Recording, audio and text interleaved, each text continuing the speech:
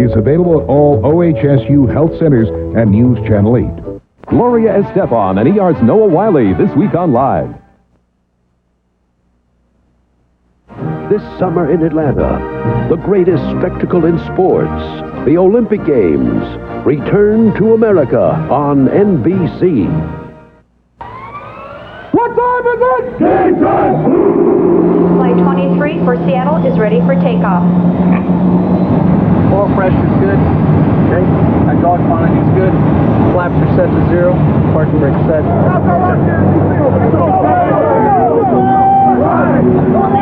Flight 40 from Chicago has just landed.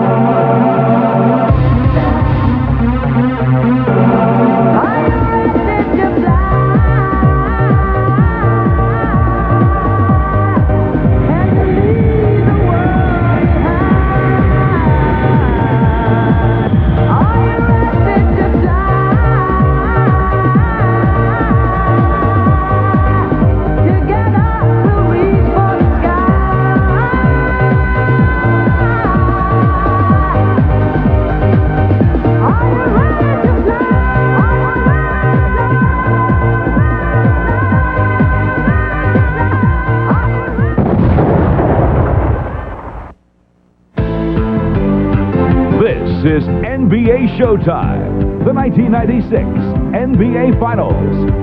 Here's your host, Bob Costas. A look at the Space Needle in Seattle. The Sonics trying to launch a comeback here as the scene shifts to the Emerald City for Game 3 of the NBA Finals. Key Arena is the site, and the Sonics will no doubt be buoyed by a high-energy crowd as they look to get back in the series, which, as you know, Chicago leads 2-0. Fans making their way in, still late afternoon. Beautiful sunny day here in the Pacific Northwest. There was only one game this season between the Bulls and the Sonics in this arena back in November, and the Sonics were able to defeat the Bulls in their lone Seattle meeting this year. It's been 17 years since an NBA final game has been played in Seattle. That's when a group led by Gus Williams, Jack Sikma, Dennis Johnson, downtown Freddie Brown, and a young coach named Lenny Wilkins captured the title. Among the current Sonics, Sean Kemp has emerged as the main man in this series, averaging over 30 a game in the first 2, but he'll need some help tonight. And Gary Payton is the guy the Sonics are looking at to pick things up. Just 13 points in each of the first 2 games for Seattle's leading playoff scorer entering the finals. Michael Jordan still hasn't had that bust-out game everyone knows he's capable of, and Seattle certainly hopes tonight isn't the night that the #1 playoff scorer in history goes wild. Dennis Rodman, always on the wild side, making his way in. He went crazy on the boards in Game 2, 20 in all, and a record-tying 11 on the offensive end as he gave Seattle fits in Chicago. Welcome to Key Arena, everybody. Bob Costas upstairs, along with Julius Erving and Peter Bessie. We'll have a full pregame show this evening, and then Game 3 of the Bulls and Sonics. Tip-off at 7:45 Eastern Time, 4:45 here in Seattle. It's a daunting task the Sonics face, even as they return home for Games 3, 4, and, if necessary, 5. Only 2 teams have come back from an 0-2 deficit to win the NBA Finals. The 69 Celtics, Bill Russell's last championship team, which beat the Lakers of Chamberlain, West, and Baylor. And the 77 Trailblazers, Bill Walton's team, which overtook Julius Erving's 76ers. But more to the point for the Sonics is that they must now win 4 of 5 from a Chicago team which, including the playoffs, is 85-11. And they lost 2 games in a row only once all season. Our game reports start with the trio who will call it: Marv Albert, Matt Kukoč, and Bill Walton. Marvelous. All right, Bob, and Bill loves every possible mention of that 77 Portland come-from-behind victory over Philadelphia. So here are the Sonics down 2-0, but their coach, George Karl, likes to look on the brighter side. We have grown up so much, and mentally we have gotten to a point where Chicago is challenging us. It's mental more than it's physical, in my opinion. And we can't let them win that. Because that's where they're dominating. That's where their experience is more valuable to us. And I don't think they're that far from us. I'm sorry. I think there's a lot of equality out there.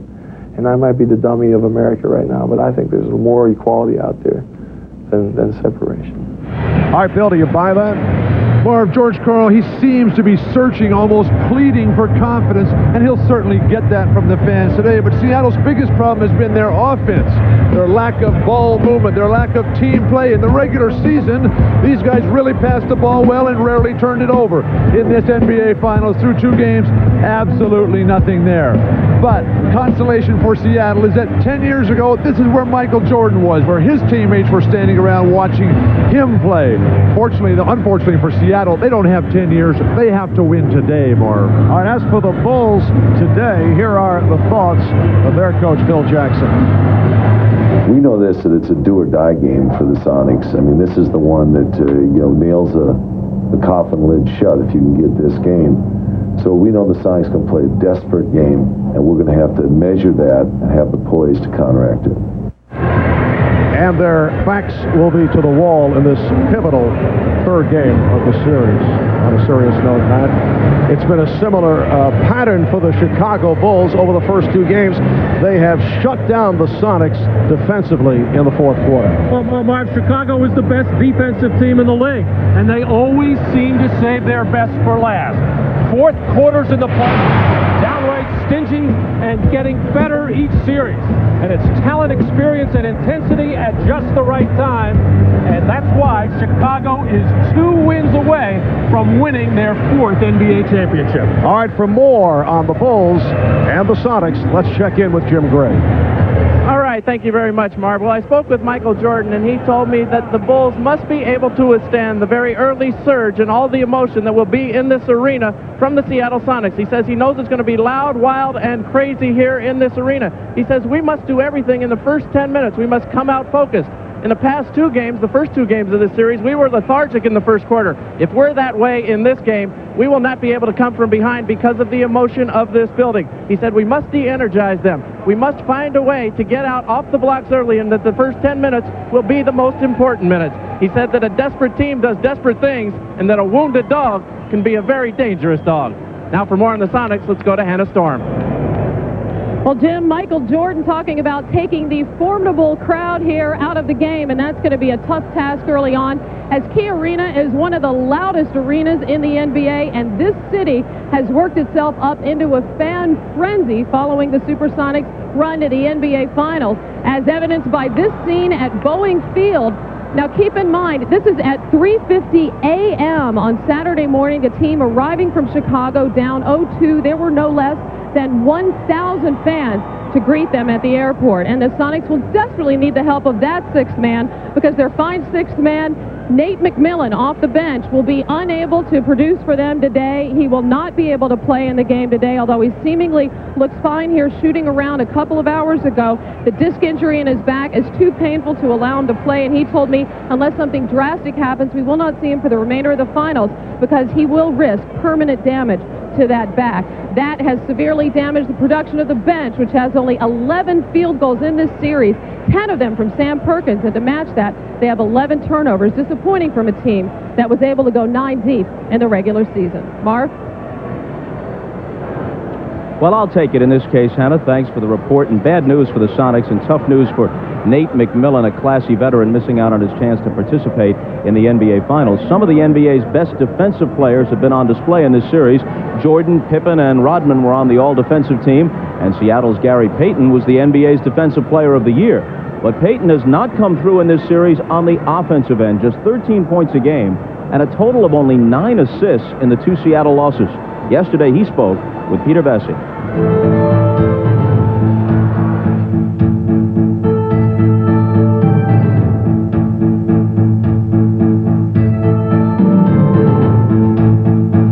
Are you personally trying to make Michael Jordan eat his words? You guys have been joring at each other pretty well for 2 games. Fine thing. It's just what are you fun saying? between me and him.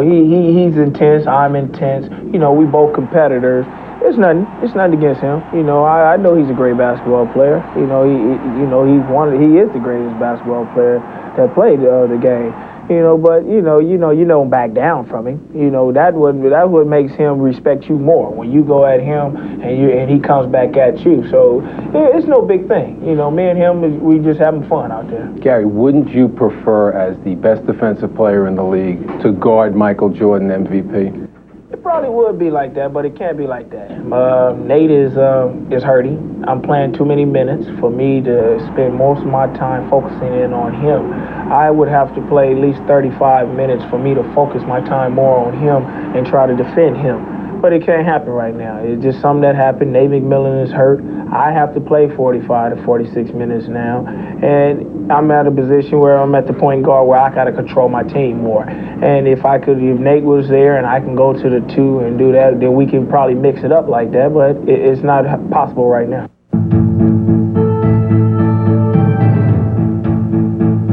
Gary, Phil Jackson's whole game plan coming into this series was to take the ball out of your hands, the same way he did against Penny Hardaway. Now, once he does that, why don't you demand it? Why aren't you going after it? Or why are you even giving it up against the double team? Shouldn't you play with the double team a little bit more? No, that's selfishness. I mean, if I play against the double teams, these guys are playing too much great defense. I try to play against them, that's turnovers. I mean, me trying to force my situation is not a good thing for us right now. They're spending so much time on trying to deny me from getting the ball that Hawkins, Schrempf can penetrate it and make things happen. Sean's having a great series because of this, because they can't double down on him now because one guy is always paying attention to me. But can the Sonics win with you getting 13 points and 3 assists? Most people can't. Most people don't think so, but what do you think? I think so. I think really? so. You say we was in game 2 without Nate. Without Nate, I don't know. I mean, with us two, our team is used to us two being there. Me doing a lot more than what I'm doing now, but I still think so. I got a lot of confidence in these guys. They showed me that in game 2. I think that in Seattle it'd be different. Well, Doc, Gary Payton seems to believe that with him playing more or less as he has, the Sonics can win. But you say he better step up. I think so, Bob. Gary's playing with a lot of poise and confidence, and I think the Bulls have made him go into a false sense of security about that, as if he's doing enough for the Sonics. Gary's dropped off from 21 points a game in the Western Conference Finals to 13. That's a little too much. In the playoffs, particularly the finals, you got to step up. He's not guarding Michael Jordan, so he's got to pay a little bit more attention to Ron Harper, who has stepped up. Ron would score 3 points a game against the Sonics during the regular season. Now he's scoring 13.5. That should be an embarrassment to the Defensive Player of the Year. Payton has been on the floor virtually every minute of games 1 and 2, but he's young, and this is the finals, so he can rest very soon. In terms of his observation to you, that they can win with him putting up these sorts of numbers, 13 points maybe, they can survive, but not 3 assists, Pete. No, not at all. The Bulls definitely have shut down Payton. You might say that they've locked him in the glove compartment. What I've got to see out of Payton from now on, if the Sonics hope to get back into this series, is go on the attack defensively and offensively. Don't be so quick to give up the ball when that double team comes after him. Toy a little bit with it. In the history of this game, only Kevin Johnson and Isaiah Thomas have been small men who can dominate the fourth quarter at this level. I believe Gary Payton belongs in that company. We'll see. But so far, he hasn't had the kind of impact that the Sonics would have hoped for. When we come back, we'll hear from a guy who has had a major impact so far, especially in Game 2, the multi-hued robo-rebounder Dennis Rodman. That's next when NBA Showtime at the Finals returns. The most rewarding relationships are the ones that grow with time. It's the same for those of you who choose AT&T, because you understand that the true rewards only come from a lasting relationship. Introducing the new AT&T True Rewards program. Rewards you can get right away, every day. It's our way of saying thanks just for being an AT&T customer. The new True Rewards program. It's one of the rewards of a lasting relationship. That's your true choice, AT&T.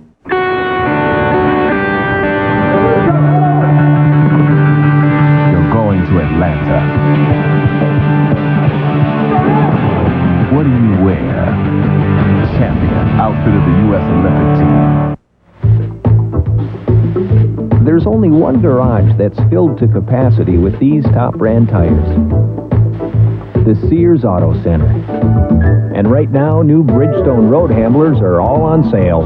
at guaranteed unbeatable prices. And remember, the pressure's on us to deliver. Sears' new Bridgestone Road Handlers. No matter what's parked in your garage, chances are you'll find a tire for it in ours. We've been looking for a house, but nothing feels right. I want one like Mama's. It always smells so good. Of course, I can't quite pull off Mama's recipes yet.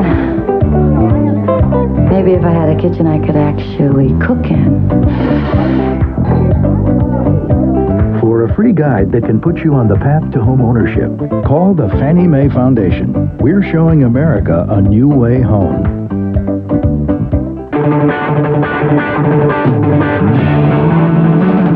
You know training means no day off. What do you wear? Champion, outfit of the U.S. Olympic team. Now, a Third Rock Olympic tribute. It says here the Olympics are an ancient Greek festival of athletics held every 4 years to celebrate Zeus. Oh! Who's Zeus? Only the doctor who wrote The Cat in the Hat. Well, boy, is there green eggs and ham on my face. The Olympics on NBC, July 19th. The scenic beauty of Seattle, a ferry making its way across Puget Sound.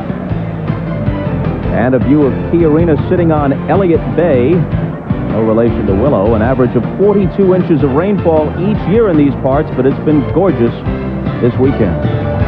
Welcome back to Key Arena. Let's talk about Scottie Pippen. He was originally drafted by the Seattle Sonics, the 5th overall pick in the '87 draft. Then he was quickly traded to Chicago in exchange for Olden Polynice and a second-round pick. Then just a couple of years ago, a deal that would have brought him to Seattle in exchange for Sean Kemp was seriously discussed. A short while ago, Scottie spoke with Ahmad Rashad. Scottie, you ever thought about the fact that you could have spent your entire career playing here for the Sonics? Well, I do at times. You know, I realize it's the team as I was drafted to. There's also been a lot of talk about me being traded here, but I'm very happy that it didn't happen. You know, I'm glad to be back in the Fountains, and, you know, I think Seattle's a great city. I enjoy visiting here, and that's pretty much about it. All right. Now, you have Seattle in the same spot that you had Orlando, down 2-zip. If you win, they're down 3-zip, and you pretty much take their spirit away. That's what we have to do. We can't allow this team to gain any confidence by getting a win in this series. And if you allow this series to get 2-1, then they feel comfortable at home. They feel like they can win the next couple games. So our focus today is to come on and win the first game here. Your biggest concern going into this game? Well, I think we got to limit our turnovers. We can't play as bad as we did in Game 2 with our turnovers in the first half, because this team really feeds off of turnovers. They score off of turnovers, and if we can limit that, then we've allowed ourselves a chance to win here. All right, thanks, Scottie. Thanks, Mark. All right, thanks to Scottie and to Ahmad. Now, on this program, we attempt to cover the broad cultural scene, and so we offer this item.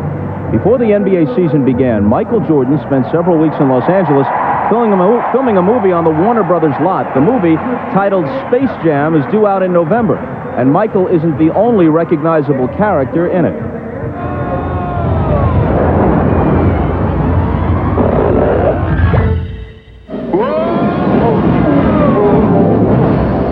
Yes, this flick will be released in November. Now, I guess I could turn to Julius Erving at this point and say,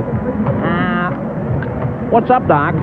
But that would be so obvious and really rather corny. Oh, it's not raining outside, but the Sonics certainly hope that their Rain Man can be thunderous in here tonight. So you're just tossing off the carrot. You're not supposed to toss the food in your mouth. You know, I'm going to have to try. The star of Chicago's Game 2 win wasn't Michael Jordan, really. It was Dennis Rodman. He was terrific off the offensive boards, grabbing 11 and pulling in 20 rebounds altogether. Then after the game, Rodman welcomed Jim Gray to his world. Rodman with the offensive putback. Well, Dennis Rodman made that play happen. I'm the hardest working guy in the NBA, I think, and hardest working guy on the floor, and people don't give me credit for that. The look of the hustle by Dennis Rodman a moment ago, and then Dennis saying, "So, have you read my book?" And people think I'm a sideshow. For some reason, I've been in this business for 10 years and producing and doing the things that help teams win. And it doesn't matter what I say or do off the court. I come to work every day when I'm on the court. Jerry West told us that you're the smartest player in the NBA. Do you agree with that, are you? I think I'm witty. I think I'm a little crafty. I don't have to be a scorer to be productive. It's all about knowing your craft. and how you can perfect that craft and keep going on the longevity of this business. Would you say you're instinctive? Would you say that you just work harder to get the ball? Is it a combination of both? You know, you have to be a specialist. You have to know, you have to visualize what's going to take place the next time the ball hits the rim, next time the ball swings across the court. You got to know what's going on, and you have to visualize that at all time. That's why young guys today that come in this business don't know that. Tennis obviously not happy with that call. Game 1 of this series, Michael Jordan came over to you after you got a technical foul and was somewhat annoyed and tried to calm you down in the same sense. How would you describe your relationship with Jordan, and has he been a calming influence to you? No, I think Michael Jordan is his ambassador to the business here. He has to be the conductor. There's the symphony, and Michael Jordan has to be the conductor. He has to make sure that everyone's on key. You know, if someone's out of line, he's gonna make sure that that person's gonna play the right note. If not, we have to do something about that. I think we have a good relationship. I mean, it's like a husband-wife team. You know, I got my business, he has his business, and when we need to come together, we come together. Will you be in Chicago next year? If I am, great. If I'm not, only thing I can say is thank Chicago for having me here. You know, people say, well, that simple. Just that simple. I cannot cry and get all emotional and mad and sad. I can't do that. You know, life is too short. You know, Chicago's been good to me. If the organization don't feel like that, I'm not able to come back and do what I've been doing, that's great. I said thanks a lot. I've loved Chicago. I appreciate it. But I would like the people to step up and say, he belongs here. He's earned I trust and I love. He belongs in Chicago. We need Dennis Rodman. If the people don't want to stand behind me, that means I need to move on. We'll move on here on the pregame show, but we'll have more of Jim Gray's conversation with Dennis Rodman at halftime. And when we come back to Seattle, we'll hear from the Rain Man, the Sonics' Shawn Kemp. We'll talk with Peter Bessie after these commercial messages.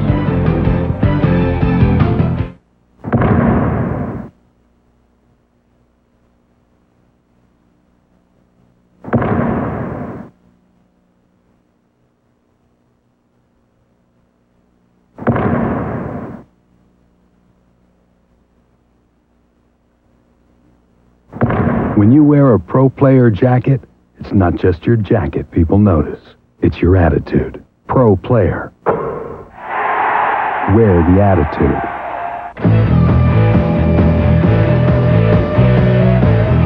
All your favorite NBA players. 4 new card designs. 5 collectible insert sets.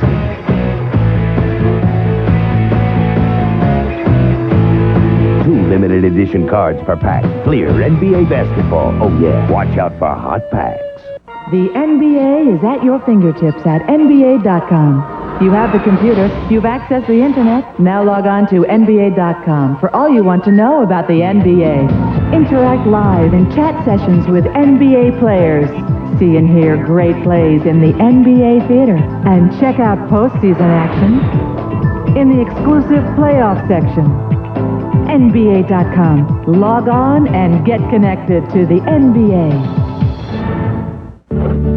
You can just pick up a Napa part and feel the quality. When you look at the price, it feels even better. Pick up your share of quality products at Napa's Red, White, and Blue sale. With Autolite resistor spark plugs only 69 cents after rebate. An Evercraft 25-piece toolkit just $15.99. And STP products free after bonus rebates. So come, save some green at Napa's Red, White, and Blue sale. America running. Imagine aliens invaded America in 1947. Imagine everything you know in history is a lie. This fall, you will stop imagining and start believing. Dark Skies. The storm is coming this fall on NBC. The leading scorer so far in these NBA Finals has been Shawn Kemp of the Sonics. Better than 30 a game. Unfortunately for Seattle, He simply hasn't gotten enough help. You can hear the reaction in the background. Moments ago, the Sonics came on the floor to thunderous applause. Now the Bulls are coming out to hisses and boos. Back to, and Dennis Rodman leading the way, always the object of much fan affection when on the road. Now back to Shawn Kemp. He has gotten himself into foul trouble throughout these playoffs. He fouled out of Game 1 against the Bulls, in fact, but in many ways, Shawn Kemp's game has matured during this postseason, and yesterday he spoke with Peter Bessie.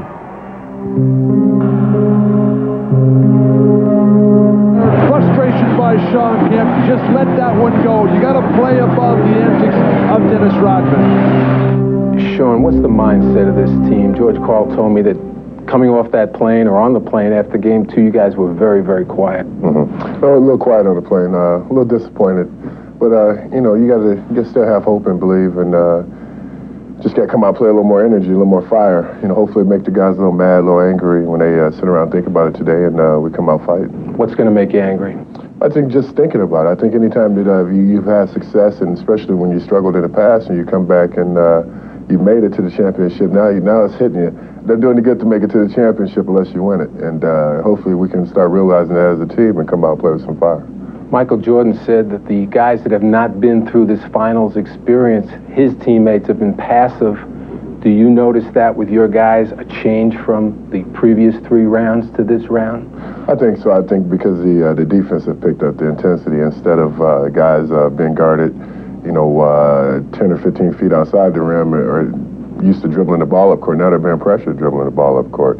And when someone's in your face all the time, it makes you want to back down a little bit, not be so aggressive, and it's definitely taking effect on both teams, I think. Aside from the final score in the first 2 games, what upsets you the most about your team's play? Not going to be the Bulls team unless you're tuned in for 48 minutes. So I think all of us, not just half of us or some of us, all of us. I think, you know, the first game I had 7 turnovers, even though I scored a lot of points. So it was disappointing to me to throw the ball away a couple times at the end. And then, you know, last night we let Rodman come in and get some offensive rebounds, some tip-ins and stuff. And that's all of us not tuning in for 48 minutes. He posterized Scottie Pippen. Shawn Kemp hammering it down. You've been more mature in this series than I've ever seen you throughout your career. What do you attribute that to? I think just working throughout the season, being patient. You know, I think I honestly think that you prepare yourself a few months ago, not just the last couple of weeks for this game here. I think it was prepared a couple months ago. I think just being patient and taking my time and accepting what the defense gives me, I think has helped me out a lot. It's more than that, though. We're talking mental maturity here, Shawn. You're not arguing the calls. You're staying out of early foul trouble. Yeah. Making those free throws.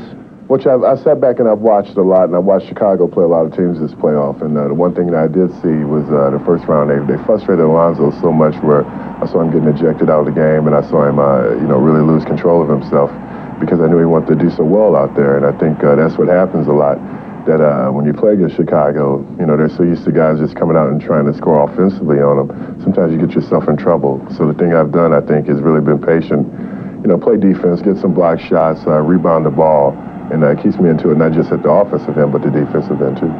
Why is it always that people react to the Bulls instead of having them react to their team? Why aren't you the same team you were against the Rockets, attacking defensively? Because the aggression of the game. I think what happens is that you have a Michael, you have a Scotty, they handle the ball most of the time, so they're aggressive. They're always taking the ball to the rim. No matter what, they're always going and keeping you on your heels, and when that happens, I think teams and players usually have a tendency to lose their confidence a little bit. Okay, what are we going to see in Game 3 that we didn't see before? More contribution from the bench, more energy? What? Well, I think we need a little more contribution from the bench.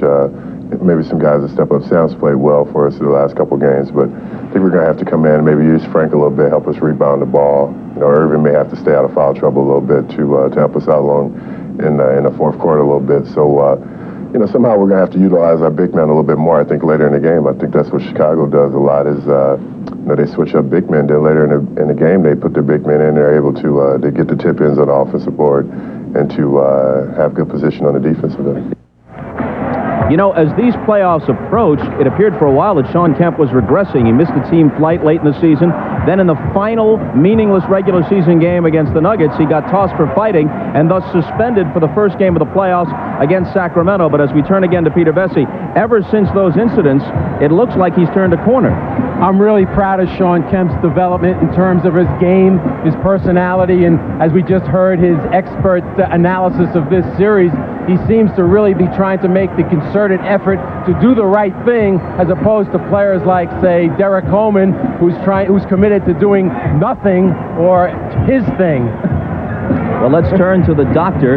Your prescription is, Doc, that as good as Kemp has been, he can be better still. Oh, I think so. Shawn Kemp has done an outstanding job as a scorer, rebounder, and as a shot blocker. But the Sonics need for him to do more. You know, Shawn has to afford, Coach George called the luxury of taking him out of a game just to get a blow or to try and exploit different matchup situations.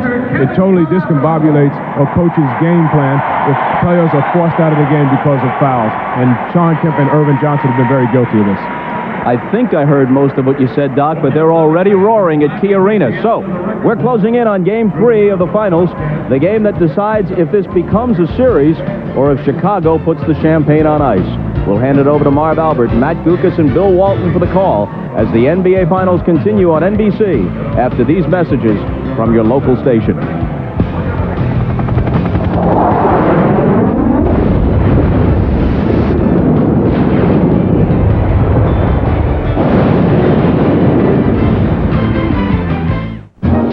It's the NBC Tournament of Neurosis Parade with psychological disorders from Third Rock, News Radio, Frasier, and Wings, featuring passive-aggressive behavior, just plain old aggressive behavior, a feeling of alienation.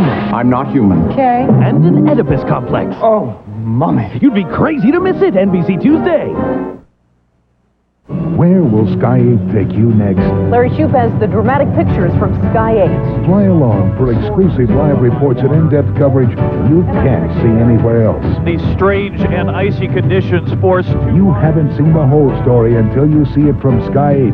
And you'll only see Sky 8 on the News Channel. 761 to Sky 8. And that's when the chase began. Take off with Sky 8 on Northwest News, Channel 8 at 5. Where will it take you next? What's on your list for Father's Day? Electronics? Well, don't waste time with all that hype and confusion at those big electronics stores. Fred Meyer makes it simple. They've selected the models with the best features, quality, and low prices. Like a JVC 4-head hi-fi VCR for $229, or a 27-inch Magnavox stereo TV with remote locator for $369. Father's Day gift? Off the list. You'll find it at Fred Meyer. At first glance, we think you'll agree the new Ford Taurus deserves a closer look. From its halogen headlamps that enhance visibility to solar-tinted glass that reduces interior heat. From Taurus's dual heated mirrors to its power windows that you can operate after the engine is turned off. And now Taurus has two attractive options, a $239 a month lease or 2.9% financing. Test drive the all-new Taurus today at your Northwest Ford dealer. Join Steve Bartlestein weeknights for News Channel 8 Sports.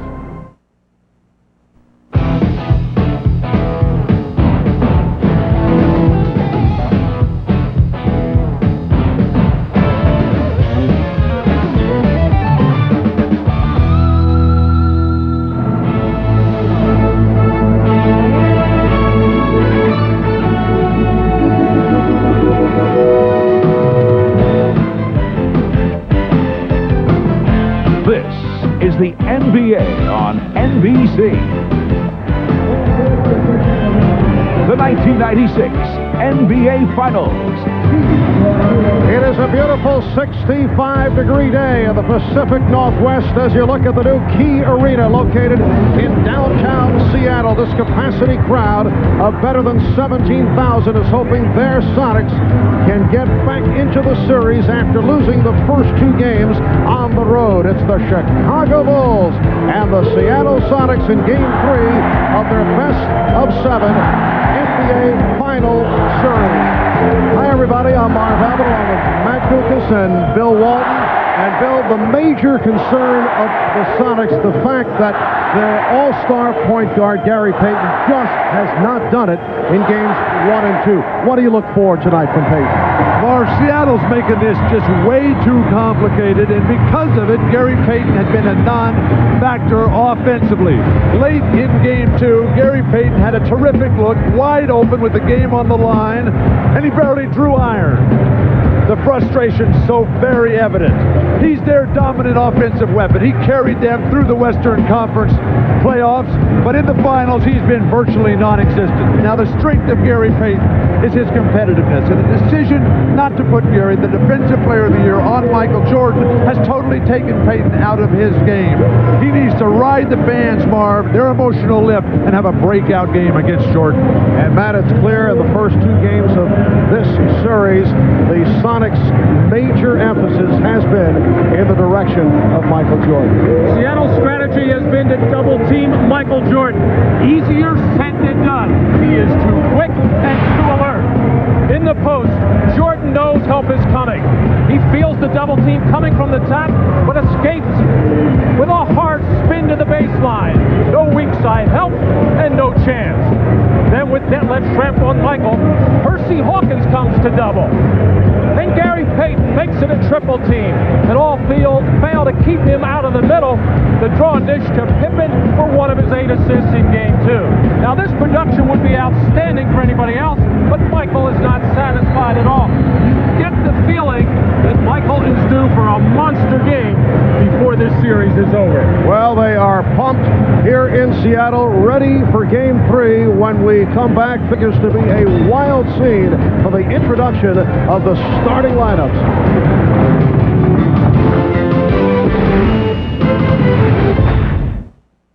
Oh, Bill, did I tell you what Patty said that Rachel heard about what Mark said about Patty? Well, Bill, are you listening?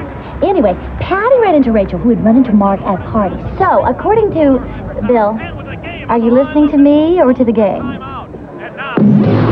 5 ticks left on the clock. Missiles down by 1. Just a reminder, this game brought to you by Miller Lite. When you've got the great taste of an ice-cold Miller Lite, life is good. Smith inbounds to Waitman through the paint. Tomahawk jam. Yes! Life's funny. You never know what to expect. But you do with the Toyota Corolla. It comes equipped with a 20-sensor self-diagnostic system to help ensure things are exactly as you'd expect at every turn. Life's full of surprises. Your car shouldn't be one of them. The newly restyled Toyota Corolla. It's where 28 years of innovation have taken us.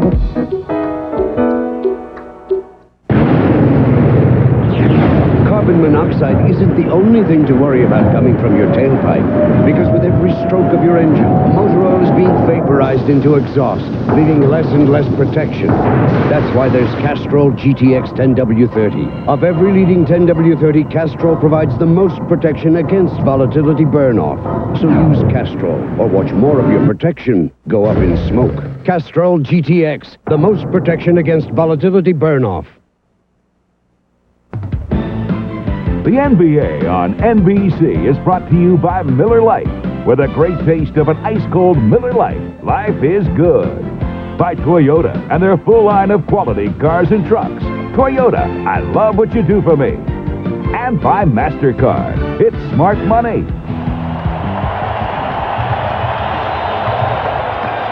We welcome you back to the Key Arena in Seattle. And they are standing and cheering for the Seattle SuperSonics, who are 44-5 here at home, including the playoffs, and that also includes a victory over the Chicago Bulls last November. We're set for the introduction of the starting lineups. Let's go to the public address and Jim Gracie. Ladies and gentlemen, welcome to Key Arena at Seattle Center for Game 3 of the 1996 NBA Finals between the Chicago Bulls and your Seattle SuperSonics. And now, ladies and gentlemen, please welcome our first of all the visiting Chicago Bulls. Assistant for North Carolina,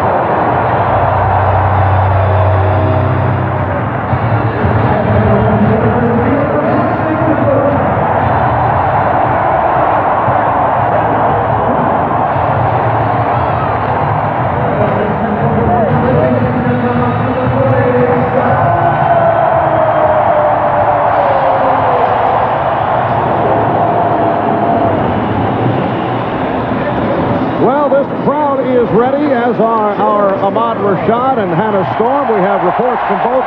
Let's start with the model. All right, thanks, Mark. First, a change in the Chicago Bulls starting lineup. Toni Kukoč will start for Ron Harper, who will not start because of a sore left knee, but although he will be available. Now, in Game 2, Michael Jordan and Gary Payton finally got together for a little on-court conversation. Now, while it was very animated, Michael told me it was still friendly. He said he was welcoming Gary to his home and reminding him that they had no chance of winning there in his house. Now, Gary reciprocated by saying, well, on Sunday, you got to come to our place, and things will change. Now, Michael told me that he doesn't like having these kind of conversations on the court. He'd rather let his playing do his talking, and he feels like he's struggled the first few games, and now it's time to have one of those statement games. For more on it, Seattle side of it, let's go down and have it. Well, Michael Jordan is still the Sonics' priority on defense. Sean Kemp told me today that during their practice yesterday, they worked on defensive adjustments on Dennis Rodman, who killed them with 11 offensive rebounds in Game 2. He said that during crunch time, instead of rotating off Rodman, they're going to treat him like a shooter. They're going to designate a defender to box him out. That defender's either going to be Sam Perkins, Frank Rakowski, or perhaps even the strong and quick Vincent Askew. It will not, however, be Sean Kemp, creating some potentially strange matchups in certain situations. Kemp said the main thing they emphasize, being aware of Rodman at all times, even though he may not be a scorer, recognizing that he is a formidable force on offense. Marv? All right, Hannah. And as we saw prior to Game 7 of the Seattle-Utah series, the Sonics have added what can be labeled a new twist in revving up the crowd.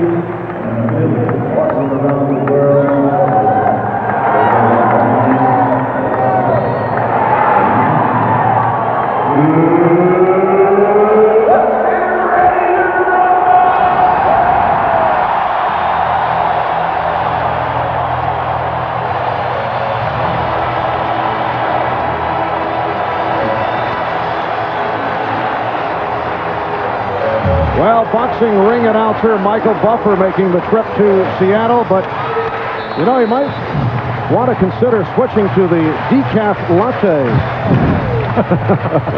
The officials, Dick Bavetta, Steve Javy, and Hugh Evans. A reminder that the Sonics and the Bulls are well aware of. Only two teams in the history of the NBA have been able to come back from an 0-2 deficit. Bill's Portland team did it in 1977 over the Philadelphia 76ers. Boston did it in 1969 against the Los Angeles Lakers. Seattle's got to have a great start today to give these fans some hope and keep them cheering. Plus, they have to attack and execute on the offensive end, fight through the fatigue. And the Bulls say they are ready for this emotional onslaught from this crowd. They know the Bulls, that is, cannot ease into this ballgame. Seattle is starting to gain some confidence. It is Urban Johnson and Luc Longley on the opening tip, and taken by the Bulls. Toni Kukoč in the starting lineup for Ron Harper, as Ahmad mentioned, because of the left knee bothering Harper, but he is expected to see action. Jordan going at Hawkins to the fadeaway. Rodman missed the tip. Longley missed.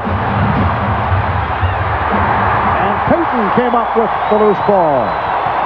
So the Sonics to the offense for the first time, and it is Jordan guarding Payton. Schrempf played by Kukoč. Backs him in and feeds to Kemp. Rodman with the rebound. Dennis coming off the 20-rebound performance in Game 2. Longley. Well, Chicago had missed its last 12 shots. That figure dating back to Game number 2. And Luc Longley scores for the Bulls. Longley knocked it away. And And a foul is called. Well, Luc Longley got off to such a terrific start in Game 1. A lot of it was because Irvin Johnson was looking to help other people out. Here, a terrific defensive play by Longley to first strip and then hold his position against Shawn Kemp. And a bad pass, so the Sonics give it right back. Shawn Kemp jumping in the air to pass. Cardinal sin in basketball. I don't see what Luc Longley did to deserve that foul. He stood totally still. Here is Kukoč. Well, Michael Jordan had a little chat with Toni Kukoč during the course of Game 2 and felt that he was a bit on the passive side. We recall he was tentative, held back in taking shots. And again, the ball to the Bulls, a traveling violation. And Toni Kukoč took some big shots in the third quarter, and as he did in game number 1, helped to turn things around. Pippen able to save that backdoor pass. Here is Jordan for 3. The Bulls continue their terrific ball movement, and I like the fact that Michael Jordan is guarding Gary Payton here. He is not going to let Gary Payton get off. Well, Payton does get it off and hit. What are you saying, Bill? Timing. In your face, Walton. You're next. Bulls 7 and the Sonics 2. So the Bulls able to get off to the quick start. Jordan setting up Longley. Yes. Talking to the Bulls prior to tonight's game, they're all concerned about the energy lift that this crowd would provide Seattle. Well, they took care of that with the fast start. Well, Chicago looked sluggish and slow of foot in Game 2. Much, much quicker here to start Game 3. Sam Perkins getting set to come on. Early substitution. George Karl not giving anybody a chance to play as Jordan will drain this 3. You can just see, as Ahmad was pointing out, the focus, the determination, and the fact that he's guarding Gary Payton. Schrempf got the step. Open shot for Perkins. And it's Rodman with the rebound. George Karl yanks Irvin Johnson, who did nothing right or nothing wrong, but in a couple minutes, what do you expect? And then they give Sam Perkins a shot too early. Here comes Schrempf. Hawkins. And Payton from deep in the corner. Rodman for Jordan. 2-on-1 development. The lead for Kukoč. Stopped by Hawkins. And a jump ball. Good play by Percy Hawkins. Hugh Evans called a jump ball, but the outside official, Dick Bavetta, has called a foul on Hawkins. Well, Michael Jordan and Toni Kukoč continue to have a little bit of discussion. I think Michael was disappointed that Toni could not catch and finish on that lob, but he didn't have his steps right. His timing was off, so all he had to do was he made sure he kept possession of the basketball. That was a smart thing. Pippen got the step and puts home the putback. It's always funny because a great player, they're going to call a foul on Rodman in the transition game. Well, not a foul, excuse me. Now they do indicate a foul call. It is on Rodman, and a timeout is taken with 8:29 remaining in the first quarter. The Bulls with an 11-2 advantage. NBA.com. Log on and get connected to the NBA.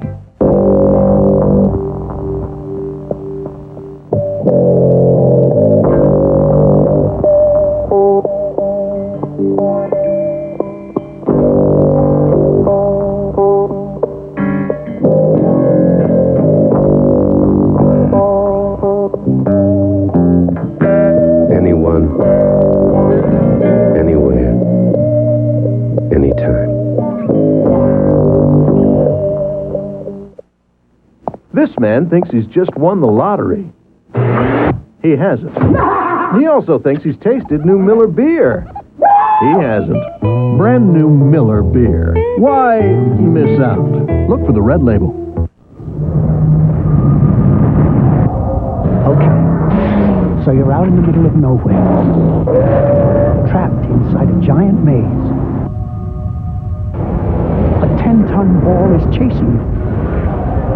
It's trying to crush you. Hey, it could happen. The powerful, comfortable T100 Extra Cab. It's the Toyota of big trucks. I can't believe this has happened to me. I mean, the car tires are gone and the battery's Everybody gone. goes through bad times. And you can see them change if you calm them down, or you explain something to them when maybe they were feeling in a position of powerlessness. Robin, could you call a cab? That's a tow truck. a great feeling. When something happens to somebody else, I want to give that back. Thank you so much. I think that's what this is all about, really. Being in good hands is the only place to be. Now, this couple thinks they've just stretched out on a bearskin rug. They haven't. They also think they've tasted new Miller beer. They haven't. Brand new Miller beer. Why miss out? Look for the red label. Although the Bulls won Game 2 on Friday night in Chicago, Michael Jordan was not pleased with his own play or with the play of his teammates, and we talked about that earlier with Michael. Well, I thought we were not preparing ourselves appropriately for the games, mentally. I think Phil and the coaching staff have done a heck of a job in trying to get us prepared for the game strategically, but I think what we have to do is consume all that and then go out there and execute it properly, and we got to have the right mental preparation to do such. And I felt we were, because at home, taking things a little bit for granted, a little lightly, and it showed in the first half. Well, it has not appeared to be the case here at the start. Gary Payton has come out firing away. You just saw that air ball from deep in the right-hand corner. He's taken lots of shots, but those shots have got to go in. Seattle 0 for 3 from behind the line, continuing a disturbing trend as Jordan making that statement game, going at who's ever guarding him. Well, whatever the Bulls did yesterday at practice and what they talked about today, they are moving their bodies and moving the ball. The offense is crisp. You mentioned the disturbing trend as Kemp is able to get position inside. The disturbing trend from three-point land. They are now 8 for 34 from downtown in this series. Well, that's been the focus of Chicago's defense throughout the playoffs against every team. They do not want to give open looks to anybody. Toni Kukoč with a beautiful move. He's hit 2 of 3. And the Bulls are up 15-4. Another bad pass. The sloppy play by Seattle continues. Assist to turnover ratio, we talked about it at the open. Plus you get this sense that this is like Game 3. Chicago at Orlando, that 20-point victory. Chicago came out and played perfect basketball, particularly from the defensive end. Backdoor lead for Longley, who blew the layup. And here's Kemp. Offensive foul. It's a charge on Kemp. Well, Dennis Rodman saw that one coming from about 30 feet away, and he couldn't believe it. Sean Kemp just kept coming and coming and coming. He was standing there waiting forever. The offensive charge. Another turnover. And twice now, Jordan at the offensive end has thrown loud passes. Once to Kukoč, once to Longley. I don't know if they work on those in their native Yugoslavia and in Australia. They need more television sets over there. Bill turning very, very cruel here. Well, that's how you learn the game, Marv, as a kid watching the games. We may see Michael curb those lob passes the rest of the way. Throw them to Scotty and Rod. Illegal defense was just called for the first time against Seattle. Here's Kukoč for 3. Well, Phil Jackson forced to go with Toni Kukoč as the starter because of the knee problem suffered by Ron Harper, and Kukoč has come out on fire. 3 of 4, 7 points. 18-4 Chicago lead. Schrempf for 3. Did not hit the rim. Very poor offensive execution. It's not the kind of start that Seattle needed. Chicago is playing perfect. And here's Pippen drawing the foul. Well, all season long, when Toni Kukoč has had the opportunity to start, he has delivered. In all of his statistics, much, much better. He's always been comfortable as a starter. You could see it in his eyes in this one. I think Seattle came out in this ballgame maybe relying too much on the emotion of the crowd in this building, and they have yet to settle down and just do not know where they want to go at the offensive end. Very haphazard. It is now Chicago 19 and Seattle 4. Percy Hawkins trying to put the move on Toni Kukoč. Sean Kemp. And the Sonics are now rushing shots.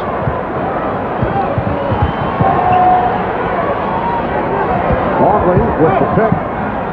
Oh, beautiful pass. And the Bulls showing their usual superb ball movement. Jordan, the tip by Pippen. What an effort to get to the ball. Mark, Chicago's tipping a lot with great positioning, but they bring those down and just try to go up with them again rather than very difficult tips which aren't falling right now. Well, the crowd wanted a foul. Percy Hawkins challenging Luc Longley. It will be Seattle ball, 17 on the shot clock. Schrempf. I thought the Sonics had a notion early in this game. They wanted to go at Kukoč with Schrempf. They went a couple of times. Detlef didn't take the shot, but there's a mismatch there. They looked at the tape of the game the other day. Toni Kukoč has trouble guarding anybody. Longley try to bank it. Kemp on the rebound. Hawkins, 3-on-1. Payton for Perkins. Nicely done. And that gets the crowd going. The Bulls with a 19-8 lead. Delay of game warning with the Sonics batting the ball away following this. Well, the 3-on-1 set up by Michael Jordan, gambling just over midcourt, going for the steal, and Toni Kukoč had to feel like Custer there.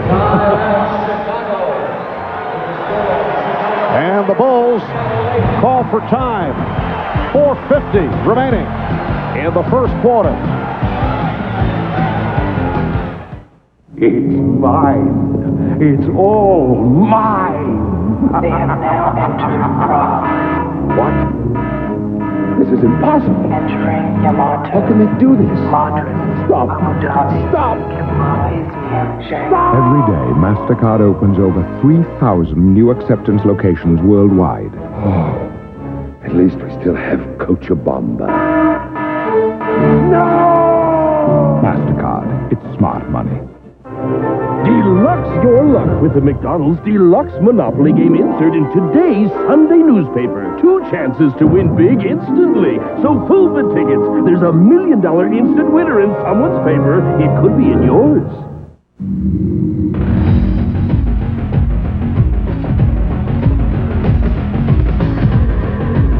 It has the highest ground clearance in its class.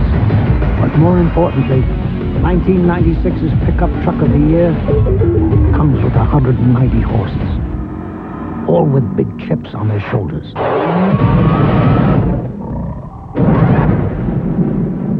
Toyota Tacoma. You simply can't buy a more powerful compact truck. Hey, you're a guy, and guys want to stay cool. How do you do it?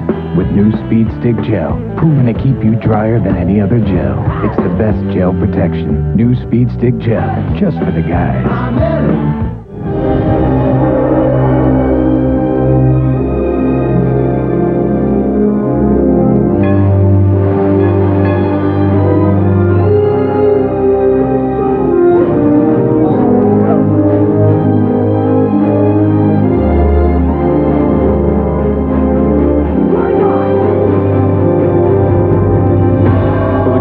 That won't fill you up and never let you down. Make it a Bud Light. Now you can follow the NBA Finals on the World Wide Web at Finals.com. Game previews, player bios, audio and video clips, and more. Finals.com. Check it out. Back at Key Arena. Arena, where the Bulls have an early lead on the Sonics, 19-8. An animated Seattle huddle. Nate McMillan, the injured co-captain of this team, trying to pump up his teammates, saying, you're reacting to this situation. You're thinking too much. You've just got to play and let this game come to you. Sam Perkins telling his teammates, we're rushing, we're forcing shots, and we've got to stop doing that. And then George Karl telling them to take care of things on the defensive end and get into the regular rotation. Start it with the defense. Ahmad? All right, Hannah, the story on Ron Harper, he irritated his knee the last couple of days in practice and came out today in the pregame warm-ups, and it was really bothering him, so he wasn't able to start. He's been in the back riding a bicycle, trying to stretch it out, trying to get ready to play. He's back on the bench now and appears that he may be able to play. We'll keep you posted, Marv. All right, thanks, Ahmad. Here's Jordan as we resume. Hacked by Hawkins. Steve Kerr has come on for the first time. Percy Hawkins picking up the foul, his second. Michael Jordan works that weak side post on the triple post offense so well. He gets the isolation, something that Phil Jackson's trying to get him into quickly. The slap on the wrist. You know that Ron Harper's got to be in a tremendous amount of pain because Harper is one of the toughest guys in this league, Marv. He plays through injury so many times. It's got to be killing him and Nate McMillan that they can't be out here. And Hawkins sits down, replaced by Vincent Askew. George Karl is looking for a lift from Askew, who has been getting the minutes off the bench in 2 games, but only 1 of 5, and he's turned it over 5 times. Sonics trying to break. Payton got the roll. And it's the Bulls 21-10 over Seattle. The first time in this series that the Sonics have attacked that full-court trap after a free throw, and they get a terrific look and finish. The lead for Jordan, and he misses the layup, but Longley is able to convert. What's going on here? A terrific pass by Rodman. They read that backdoor play perfectly. What mental communication. Thing of beauty to watch. Bulls 23, Sonics 10. Schrempf for 3. And last touch by Kemp. Hannah was right on it. Seattle is confused. They're trying to do too much, trying to think too much. Keep it simple, play basic basketball like the Bulls. And you see the rebounding advantage again for Chicago. We are seeing the best spurt of basketball that the Bulls have shown over the first 2 games and a quarter. Here's Longley getting inside. Nice move by Luc Longley, and the Bulls now lead 25-10. It has not been impressive for the Bulls, although they did win the first 2 games. Steve Kerr said the other day the Bulls have actually played only 3.5 good games in the entire playoffs. It's nice that they set such a high standard for themselves. That's one of the reasons they've dominated basketball this year. Kemp able to save it. Shot clock is rolled down to 3. Down to 1. And it is a 24-second violation. What a defensive sequence by the Bulls. But Seattle's forwards on the offensive end are really giving them nothing. These are their creative forces, Kemp and Detlef Schrempf. These guys are jumping in the air to throw wild passes, not making good, strong, authoritative moves to the hoop. 3 minutes to go in this first quarter. Here's Kerr from way downtown. His shooting has been off in this series. Well, Steve has been unable to make him from the new 3-point line. He's moved further back. Feels he can maybe get his touch again. Perkins off the head fake. Perkins with a strong move. Bulls 25. And the Sonics 12. Longley unable to control Perkins. Perkins is left-handed, Luke. Jordan, yes. 9 points for Jordan. He's hit 3 of 7. Not seeing many stops at the other end of the court as Chicago goes to the offense. They have been scoring at will in this first quarter. That's a classic example of just what great offense does to a very good defense. One of the top-rated defenses in the NBA, Seattle, this year. And a 3 for Jordan. That gives him 12. Bulls lead 30-12. Well, the Chicago Bulls respect the defense of Seattle. I think that's why they came out. They knew they would be tough in this building. That's why they had come out. They spaced the floor beautifully and passing the ball and making their shots to a team. The steal by Jordan, leading to the breakaway by Pippen. Oh, the Bulls are just eating up the Sonics in this opening quarter with a minute 35 remaining. It's the Bulls 32 and the Sonics 12. 20-second timeout called by Seattle. Michael Jordan hits the three-point shot and then comes right back on the defensive end on the advancement of Seattle's offensive possession. The look-away pass and Scotty off to the races, and you have to wonder if Chicago was just toying with Seattle back in the Windy City. You're the one I can count on day after day. There's no second guessing. Show me the way. You're a part of me. That's the heart of me.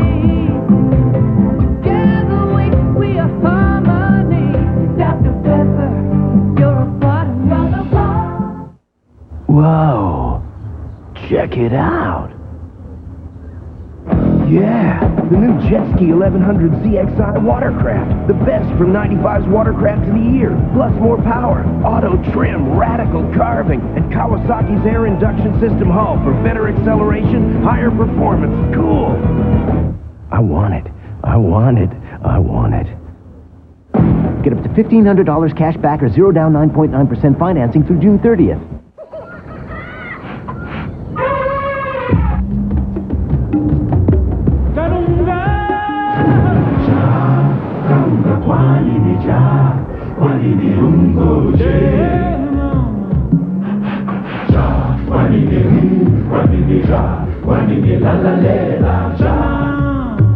He didn't pay. They never do.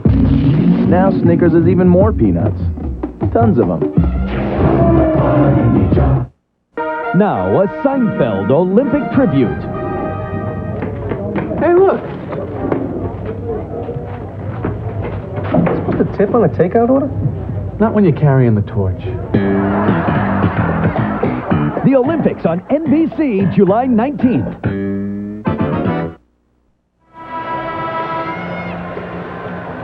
Well, a 20-point lead for the Chicago Bulls with a minute and 35 remaining in this first quarter. The largest lead at the end of the first quarter in the history of the NBA Finals.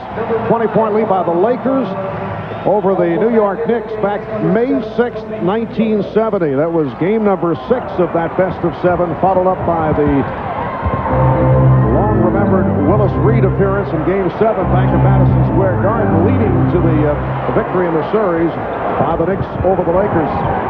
Pippen on a lead for Rodman, and the onslaught continues. And no excuse for that on the part of Seattle. Just very poor transition defense. Had plenty of time to get back and cover up in the lane. We're approaching 1 minute left in this first quarter. Schrempf. Reverse. Able to recover. And the Bulls now lead 34-14. Ron Harper is on the floor for the first time. Did not start because of the knee problem. Michael Jordan sitting out here in the final minute and a half of the first quarter. So Harper and Kerr at the guards. Kukoč, Pippen, and Rodman up front. Kukoč forcing. And Payton in the open floor, hit from behind by Kukoč. Well, every opportunity that the Bulls get to run, they will. Whether it's a steal, whether it's a rebound, this the outlet pass of Scottie Pippen getting out, getting the lead pass from Kerr, and attacking the defense, and just Dennis Rodman sneaking in on that right side, even though Pippen jumped in the air, plenty of time to find the open man Rodman. The Bulls get out of their offense when Jordan goes to the bench. Scottie's got to take a more assertive role. Perkins able to save that pass, nearly thrown away by Askew on a foul. committed by Kukoč, his second. Plus, when Luc Longley was in, he did a good job staying in front of that basket, forcing the Sonics to the perimeter game. Longley goes to the bench, and Sonics having some success at the hoop.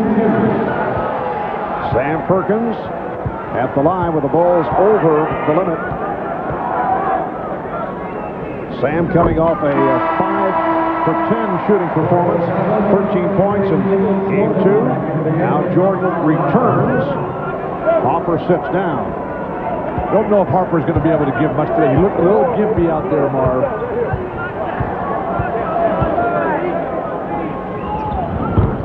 16 seconds remaining in the quarter. 18-point Chicago lead. And the Bulls holding for a final shot. Down to 5. Jordan putting moves on Askew. 1 second remaining. Well, Askew played him well. So the Chicago Bulls in command after 1. They are up 34-16. Toni Kukoč providing a lift in the starting lineup at 3 of 5, 7 points, 12 for Michael Jordan. We'll be back in Seattle right after these messages.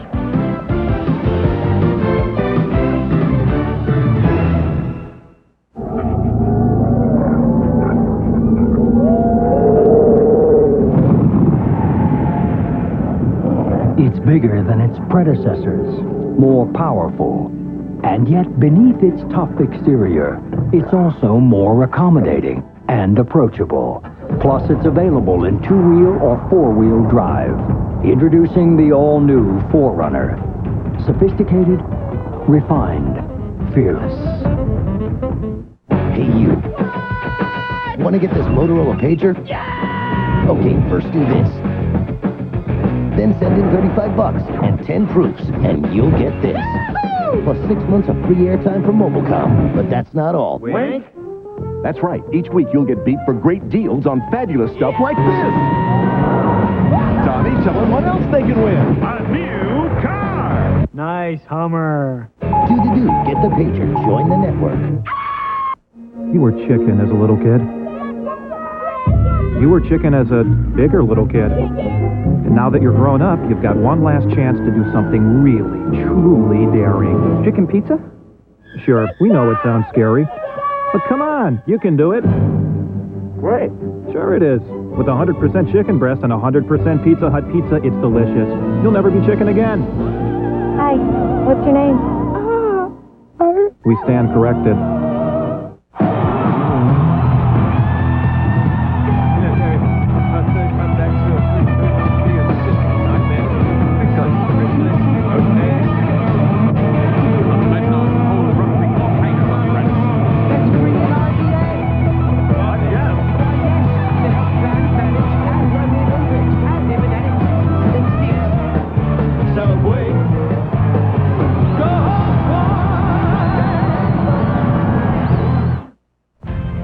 Is the NBA on NBC.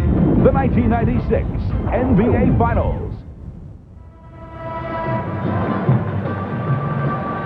Well, the Bulls with a 34-16 lead on the Sonics as we head to the second quarter here in Seattle. Eddie Vedder of Pearl Jam on hand. He was at the 2 games in Chicago, a native of Seattle, although has ties to Dennis Rodman.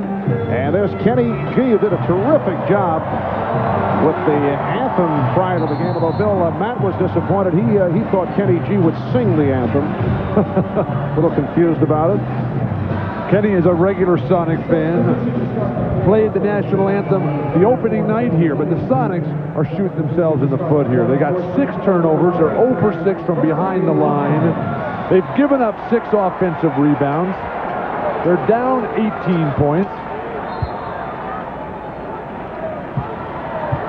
Well, George Karl was telling us on Showtime that he thinks it's mental, not physical.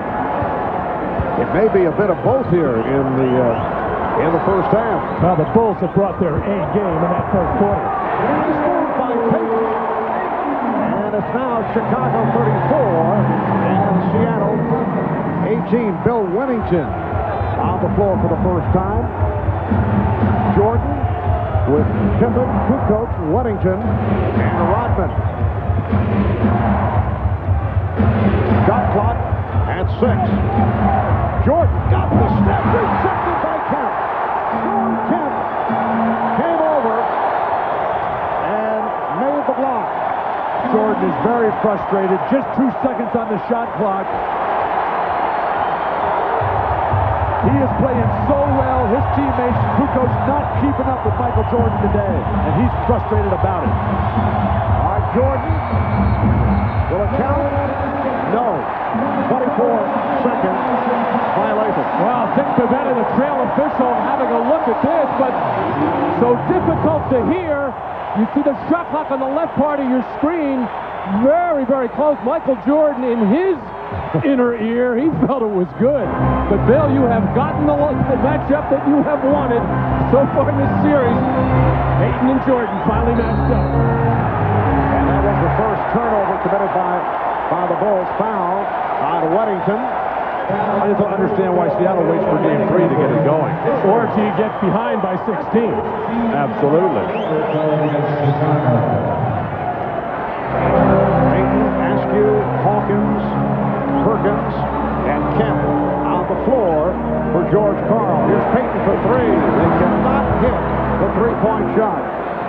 They have missed their last 14 from three-point range. And that one didn't have a chance. It didn't look good at all.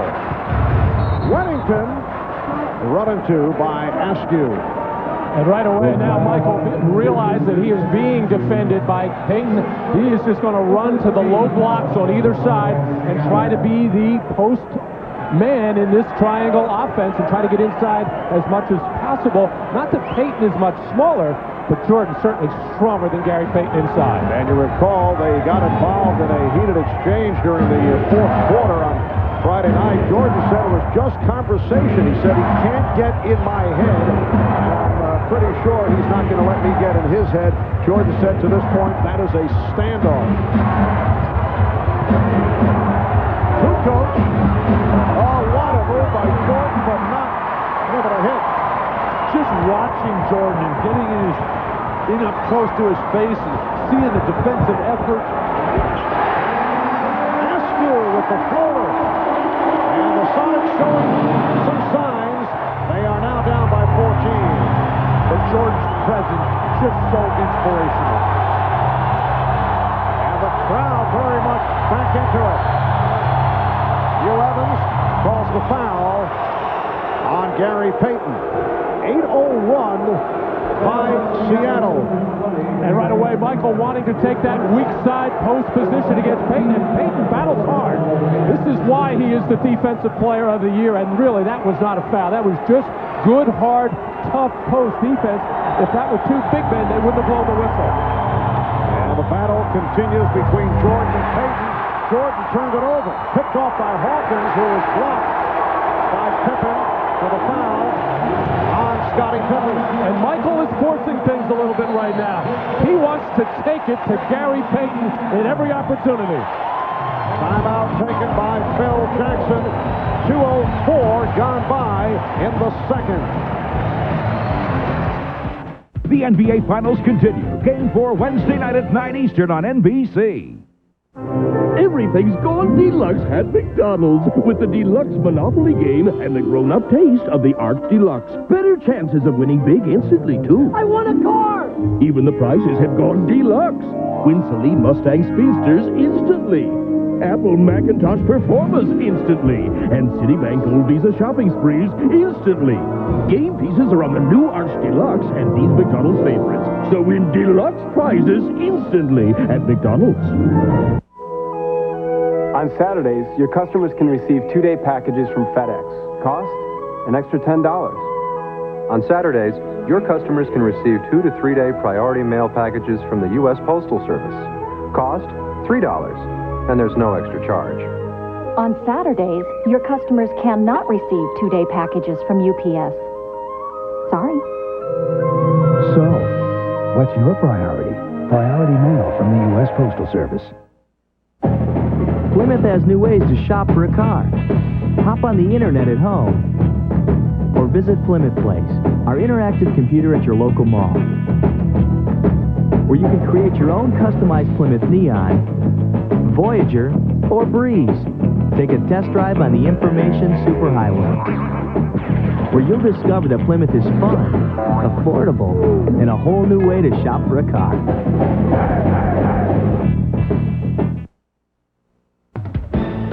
The NBA on NBC is brought to you by Plymouth.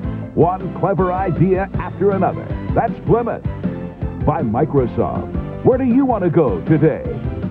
And by Dr. Pepper and your local Dr. Pepper bottler. Dr. Pepper is just what the doctor ordered. We welcome you back to the Pacific Northwest as you look at Dennis Rodman, who a moment ago was hit with a technical foul for what is termed unsportsmanlike conduct. Well, Dennis Rodman giving the two-hand disgusted wave towards referee Steve Javie, and that is automatic. We saw it in Game 1 with Joe Crawford. As soon as you put those two hands up and wave in that fashion, you don't even have to say anything. That's an automatic technical. And Dennis is trying to explain to Coach Bill Jackson, I didn't do anything, Coach. Absolutely nothing. There's no way you can show up the referee. Dennis clearly at fault there. Mercy Hawkins converting on the technical. Once again, Dennis Rodman called for an early technical foul.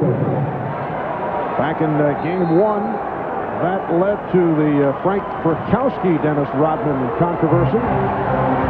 And Frykowski has not been a factor since. George Karl refused to give him a chance to play. And Frykowski can be a positive contributor for this Sonic team. Well, the Bulls have led by as many as 22. Payton with the back-in move on Randy Brown, who just came on following the timeout. Brown extending the knee and is called for the foul. So a 9-0 run by the Sonics. A good move by Phil Jackson, though, to get Brown in there to watch Payton for a while. I think he sensed that Michael Jordan was trying to do too many different things once Michael will settle down a little bit. Here's the double on Kemp. Jumping to pass. And Askew, as a result, lost it. A host of turnovers in this first half by Seattle. The Bulls have missed their last 5 field goal attempts. Pippen getting the good position. Shot clock at 6. Travel call. Scottie Pippen was hammered inside. The non-call led to the scramble play in the perimeter and the confusion for the Bulls.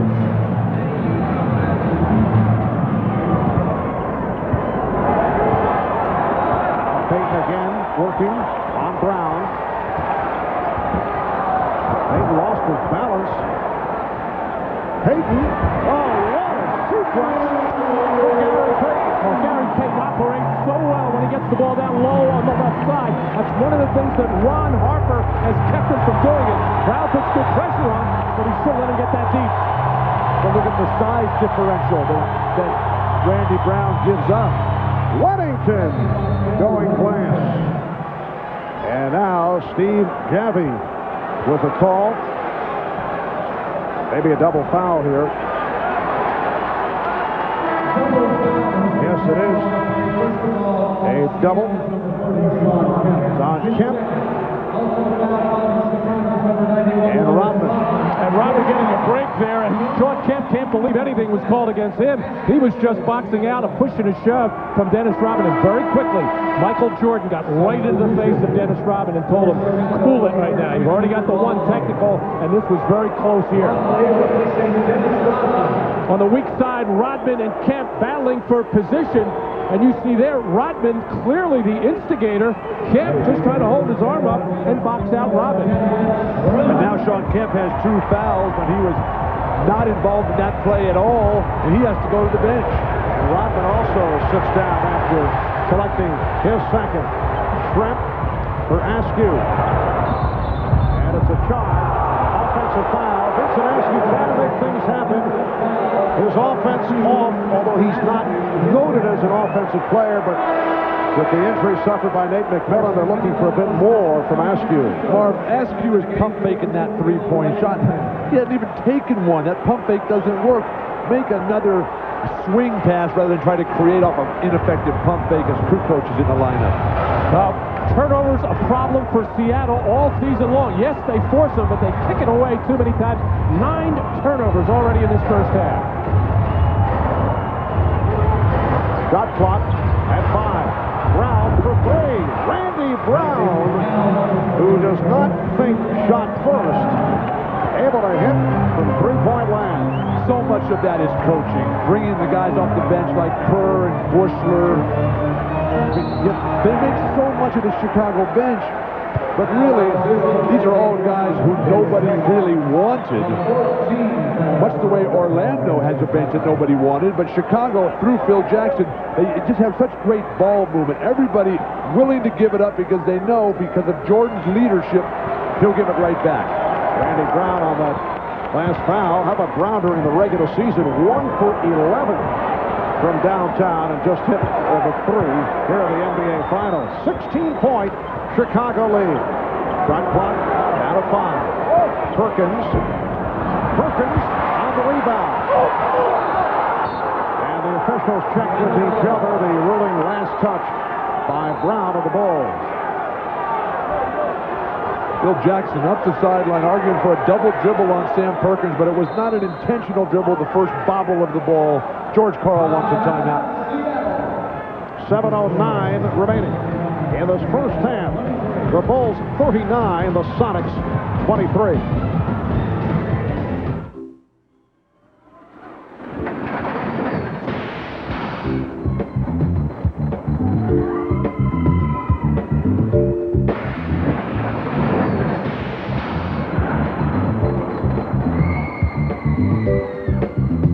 Plymouth Breeze. Please, keep all hands and arms inside the vehicle until the ride comes to a complete stop.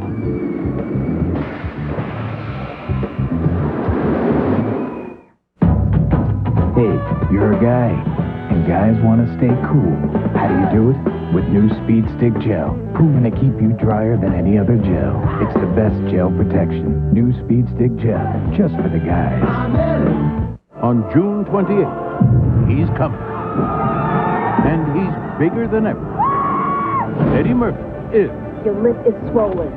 The Nutty Professor. That is very nasty. Rated PG-13. Starts Friday, June 28th.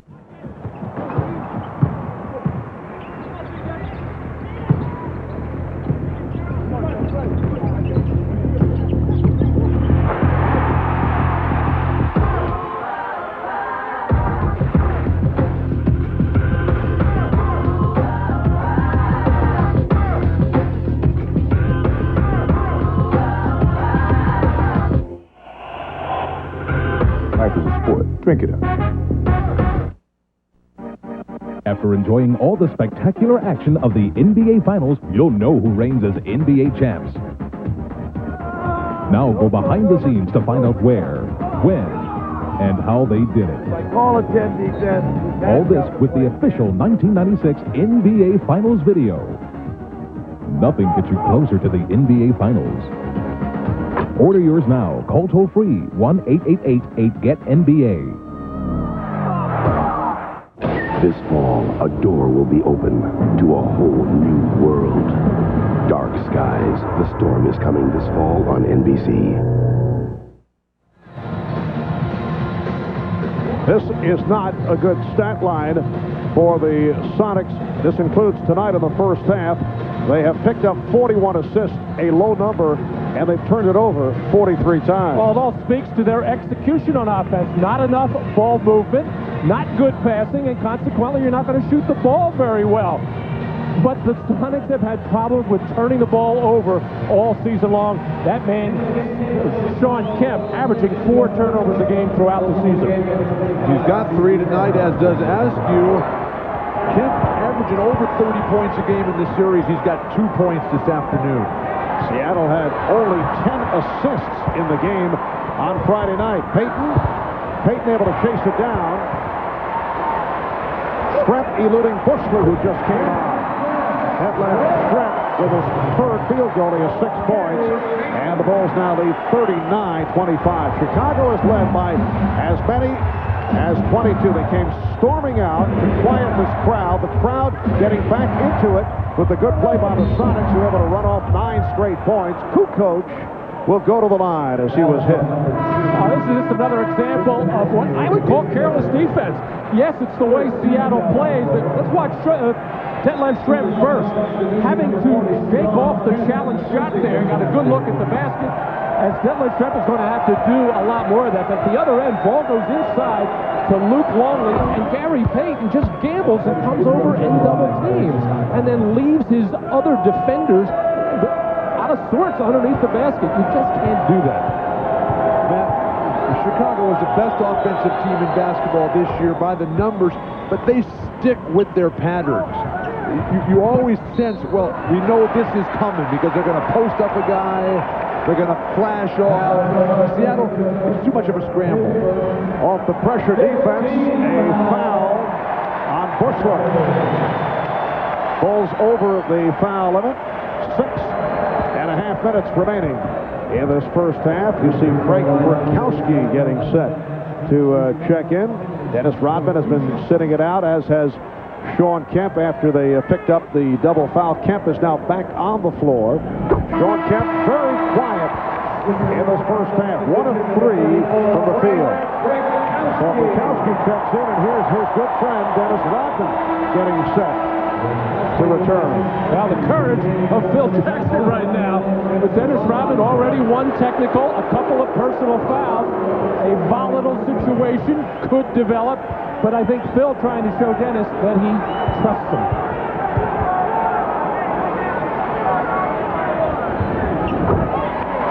Bulls 41 and the Sonics 27. Coaches have to show trust in their players. That's why Phil Jackson is the coach of the year and the best coach in the NBA today. Phil, are you on the take here? Not that I would disagree with that, but you and pushing Phil right there. Look what he does with this team. I mean, Luc Longley, nobody wanted him. Steve Kerr, nobody wanted here. Randy Brown, Bushler. He's taken all these guys. They learn from Jordan. They learn from Pippen.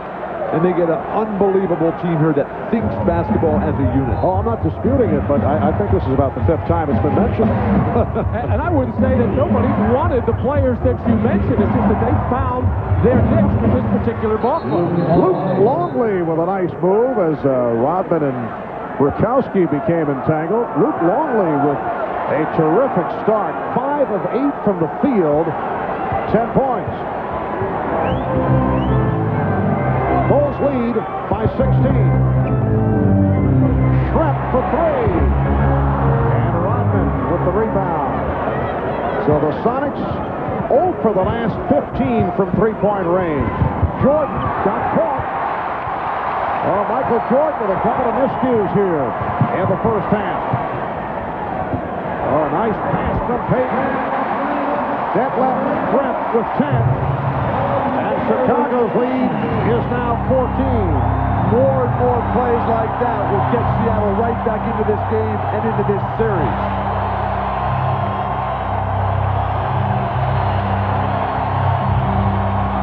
Kerr, yes.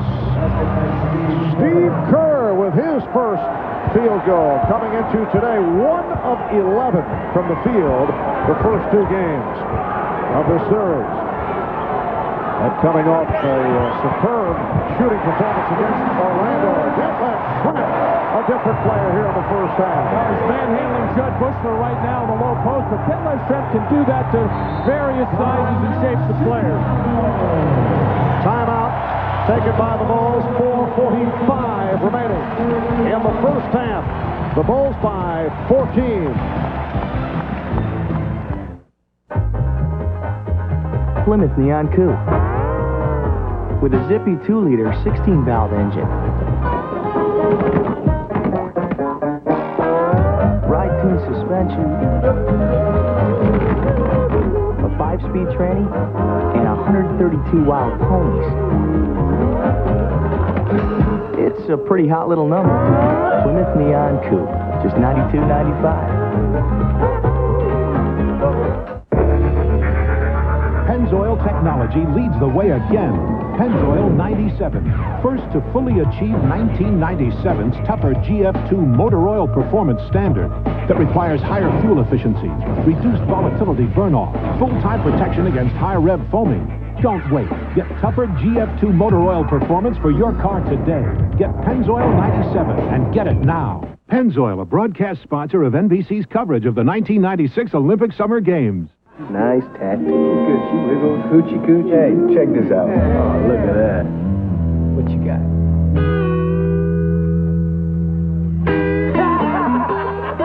Puppy. When just a cold one isn't cold enough, call for the refreshing taste of cold-filtered Miller Genuine Draft. Nice tattoo. Is that right? Cold-filtered Miller Genuine Draft. Stay cool. Some players like clay. Some like grass. Both have their problems. Clay can be slippery.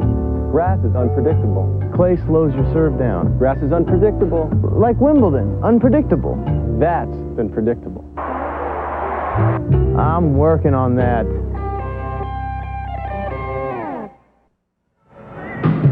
As we return to Key Arena in Seattle, here's what's coming up on the Prudential Halftime Report. We'll bring you more of Jim Gray's interview with Dennis Rodman, one of the best rebounders in history. He won his 5th consecutive rebounding title this season. We'll also get the thoughts of Julius Erving and Peter Bessie on the first half of the Bulls and Sonics. Chicago has been great so far, building a 14-point lead. Let's go back courtside to rejoin Marv Albert, Matt Dukas, and Bill Walton. Marv. Thank you, Bob. And the Bulls have been able to do it despite the fact that Michael Jordan only 4 of 12 from the field, and he has missed his last 4. He's also turned it over uncharacteristically on 2 occasions. They double up on Jordan. Kukoč. And back comes Payton. And Schrempf took his eye off the pass, looking for the shot. Mark, Gary Payton has a careless habit of giving up that ball in transition on the flow in the mid-court area. I think that's a bad mistake. Pippen is blocked, and then Schrempf. Burkowski, but with the strip, but threw it away. Now single coverage with Hawkins on Jordan, who goes right at him, and is fouled. And you mentioned Jordan's performance, Marv, but it was his start that set the tempo, that got him out to that 20-point lead, and they've just been sort of hanging on right now, just sort of trying to keep the status quo, maybe get to halftime with a good solid lead, and then come out in the third and just really hammer down again. That seems to be Michael Jordan and the Bulls' approach today. Well, Michael had his free throw shooting problems in Game 2, just 10 for 16. And he is well aware that every time that he drives to the basket, there is going to be some kind of a hard foul. Talking to him before the game, I asked if it was borderline of some of these maybe flagrant fouls. He said no. He said they are clean, hard fouls, and we expect them. We got to be ready to take them. You saw John Sally check in. So Sally with Longley and Kukoč up front, Pippen and Jordan in the backcourt. 16-point Chicago lead. Sean Kemp, who has been quiet, facing the double team. Here is Schrempf. Burkowski. And knocked out of bounds. And a foul call on Burkowski. Sonics are over the limit as Burkowski commits his second personal. A wild offensive sequence for Seattle where they're really just throwing it up there. They need to get better shots. But you drive in there, you draw the defense, and then you kick out to somebody who's standing at the foul line or the three-point line. Burkowski unable to get it going. And Burkowski sitting down. Jordan now with 15 points. The Bulls 48 and the Sonics 31. And this Game 3 of the Best of 7 NBA Final Series. Game 4 here in Seattle Wednesday night. 9 o'clock start Eastern Time, 6 out on the West Coast. 3.5 remaining in the first half. Sally on Perkins. Kemp around Longley and fouled by Longley. Well, Sean Kemp is so confident when he goes into a one-on-one situation against Luc Longley, whether it's close to the basket, whether it's on the perimeter. He knows he can put the ball on the deck and get in there and create some contact from Luc Longley, and that was just a careless foul by Luc as he reached in. Sean Kemp with just one field goal, 1 of 3 at the line. Kemp has been the offense for the Sonics' first 2 games, 29 points, and in game 2 he had 32 points in game 1. Longley sitting down after picking up his second foul, leaves with 10 points. So the Bulls with a 49-33 lead. Marv Rodman's been in and out of the lineup so much tonight, almost like on a yo-yo there. Impossible for him to get a rhythm for the ball on the boards. Kukoč able to save it. Pippen resets. Shot clock down to 4. And it will be Seattle back in possession. Now, if you're George Karl, you're just hoping in these last 3 minutes that you can close this gap, get into around 10 or 12, so you have something positive to talk about during halftime. Back comes Kukoč.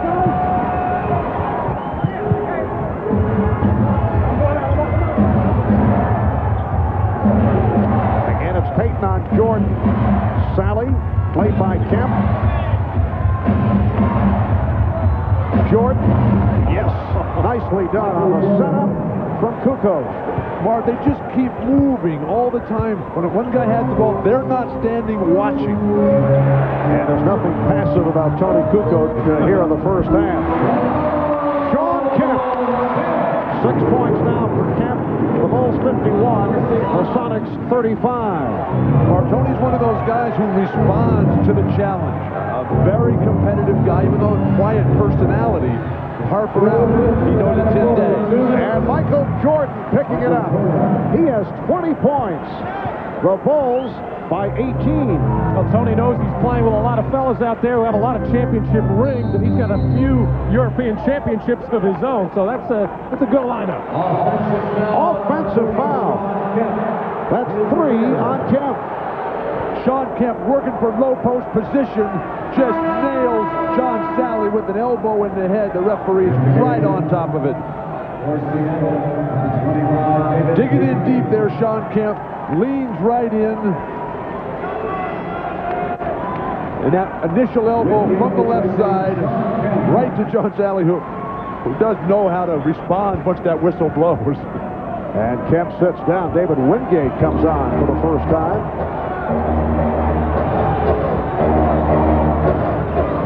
Jordan being guarded by Wingate. Shoots over him. Yes. Oh, Michael is on fire now. 23 for Jordan. 3-pointer for Michael Jordan. And it is now a 21-point lead for the Bulls. They have led by as many as 22. Foul was called on Sally. It wasn't too long ago we were saying Michael Jordan, maybe he's trying to do a little too much. Well, hey, he's doing it. Inside, outside, everywhere, as he is really feeling it right now like nobody can cover him. When we were talking to him before the game today, you could just feel that intensity just coming out, oozing out, if you will. This is a very special person. But of most significance, Michael telling us that he would like to play golf tomorrow, and the only way he could do it under his terms would be if the Bulls win today and Phil Jackson gives the club the day off from practice. And we said that might be your greatest motivation, and he did not disagree. Well, even if they don't have any time off from practice, the sun stays up so long in this town. 9:15 last night. It was still shining. Matt looking out the window with the watch in his hand. I wrote it in my diary. That must live in the southern hemisphere. Bulls with a 56-37 lead. Jordan. Yes. Michael Jordan with 25. He is now 8 for 16. And the Bulls lead 58-37. Marv, it all comes down to style for the Bulls right now. everything coming off, passing. The few occasions it does break down a little bit, Jordan always there to bail him out. Foul is called. Sally took down Perkins. Michael Jordan has hit his last 4 shots, 25 points in this first half. I was saying how the Sonics would like to go into halftime, maybe down 10 or 12. Well, it's gone the other way, now to 21. And with all the ideas to double-team Michael Jordan, probably the best time would have been to do it these last couple of minutes. Now, yes, he's out on the perimeter, and you don't want to run crazy double-teaming when he is this hot. You must run at him and get the ball out of his hands. Sam Perkins, 4 for 4 at the line. Well, I don't think the problem has been so much on the defensive end for Seattle. I mean, nobody's really going to stop Michael Jordan. The problem is offense. They got 37 points playing at home. They come out in the opening quarter, stink it up. They get 16 points. And Jordan is headed back to the line, fouled by Wingate. Well, Bill, the Sonics are now 14 of 32, shooting 43%. The Bulls are at 51%, shooting 22 out of 43. All the talk has been about the big start, the home crowd. They come on flat, Bulls playing perfect, and now the crowd is sitting on their hands here in a half-hearted attempt to distract Michael with some deflated balloons behind the basket. Yeah, that really bothers them. A 20-second timeout has been called by Those 12 turnovers by Seattle, many of them forced by the Chicago Bulls defense, something they do very, very well. Some of those turnovers of the careless variety. We are down to 50 seconds remaining in this first half, and the Bulls now lead 59-38 as they look to make it 3-0 in this best of 7. The Sonics will need a dramatic turnaround in the second half. Michael Jordan with 26 points. He has hit on 8 of 16 from the field. He has converted his last 4 shots. Incidentally, the record for the NBA Finals most points in a finals half, 35, which is held by, yes, Michael Jordan. Game 1 against Portland in 92. Another look at the move by Jordan a moment ago that led to the foul called on Wingate. Well, David Wingate and Michael have had their confrontation so far in the 2.5 games of this series. That was just a fly pattern after the made free throw, but David Wingate maybe has some long fingernails there. He got the neck and chin of Michael, the side of the arm. Michael was checking all over the place to see where he was cut on this play. Michael would have been a pretty darn good wide receiver. It's the Bulls 60, the Sonics 38. Matt, don't encourage him. The last guy that did that, he went and played baseball for a while. Perkins, met by Sally. The lead pass for Schrempf waved off for an illegal defense call. On Judd Bushler, who was on the weak side, trying to help out as that double team came about. He was just in no man's land, trying to zone up and protect, and got caught. That was the first illegal defense against Chicago. Seattle was hit with one earlier. Now a half minute left in this opening half. Payton wanted to use the pick, but Perkins was moving with him. Here's Wingate. Rebounded by Pippen. And the Bulls will hold for a final shot of this first half as we come up on 10 seconds to go. Here's Pippen. Yes, and it counts. Well, a symbolic finisher to a first half that has been just splendid for the Chicago Bulls. It has been a clinic for Chicago. Every aspect, Jordan, Pippen, the big guys are playing their game. Dennis Rodman celebrating. And one, he said. And referee. Yes. Something different. Well, they did miss a free throw. Final seconds of the half. Biggest lead of the night. Enjoyed by Chicago. Bushler with the steal. A 24-point lead for the Bulls, who are seeking to go 3 up in this best of 7. Michael Jordan leading the way. 27 points, 15 in the second quarter. We'll be back in a moment with Bob Costas and the Prudential halftime report.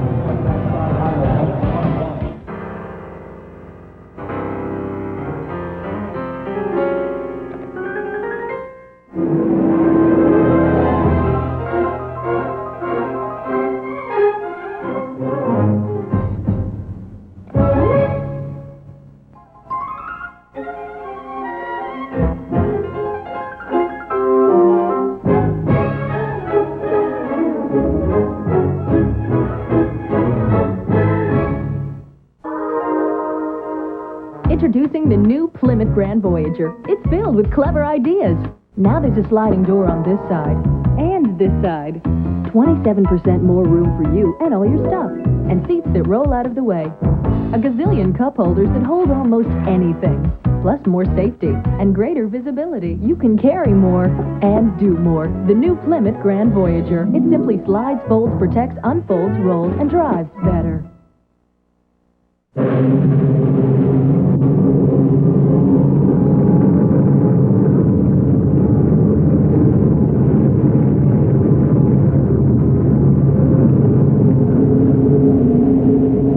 Some people quit when they reach their threshold of pain. Some don't.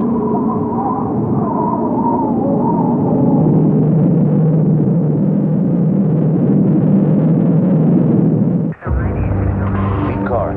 Take it slow. Everybody okay? Wait a minute, what's he doing? He wants more. Right there. Over there.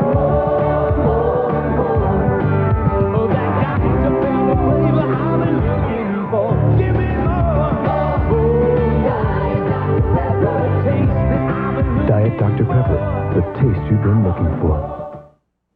Tonight, must-see TV basketball fever. Check out Mad About You's Breakfast of Champions. Eggs, toast, home fries, and steak. Steak for breakfast. Have you read a paper in the last 20 years? Well, then, how about something healthy and nutritious instead? Don't drink out of the milk carton. Bye. Third Rock following Mad About You, NBC tonight after the game. This is the Prudential Halftime Report, brought to you by Prudential. Live well, make a flag, be your own rock. Halftime of Game 3 at Key Arena with the Bulls leading the Sonics 62-38. Chicago led by 22 late in the first quarter. Seattle rallied, cut it in half, got to within 11, but now at the half they're down by 24. And Michael Jordan, who scored 28 in Game 1 and 29 in Game 2, already has 27 in this first half. Bob Costas back along with Dr. J and Peter Bessie, and we'll talk about the first half in our next segment. But first, to Dennis Rodman once again. He had a quiet first half on the backboards, grabbing 5 rebounds, and he scored just 2 points. He also picked up a technical foul in the second quarter for unsportsmanlike conduct, but he was the key figure in Game 2 with 20 rebounds. And after that game, he spoke with Jim Gray.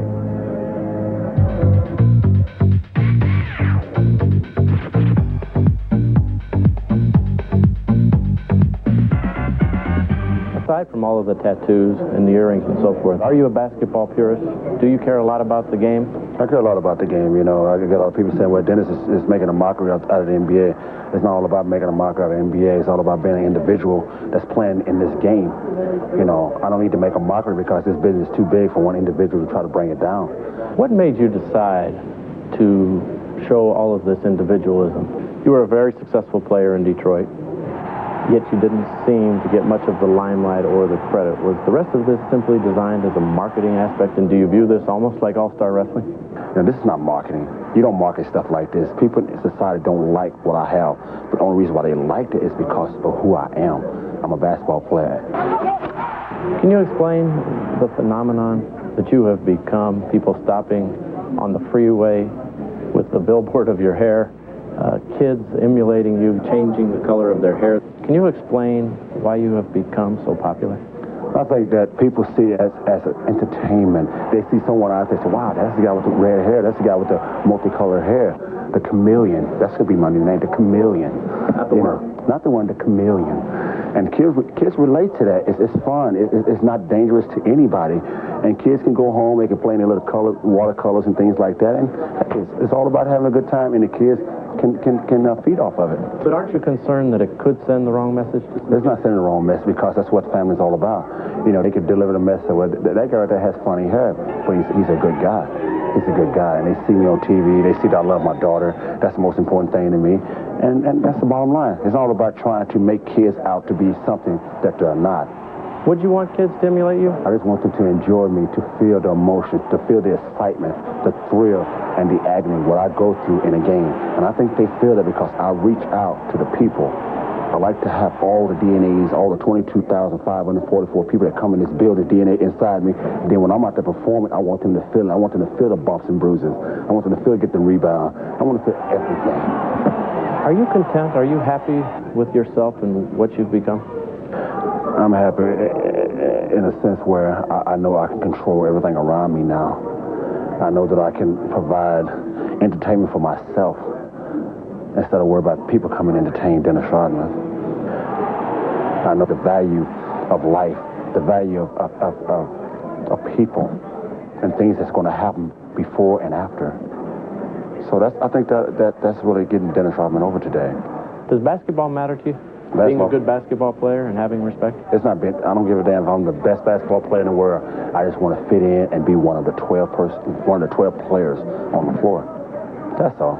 Just one of 12. There were some people who will hear this who think that's disingenuous, that's not honest.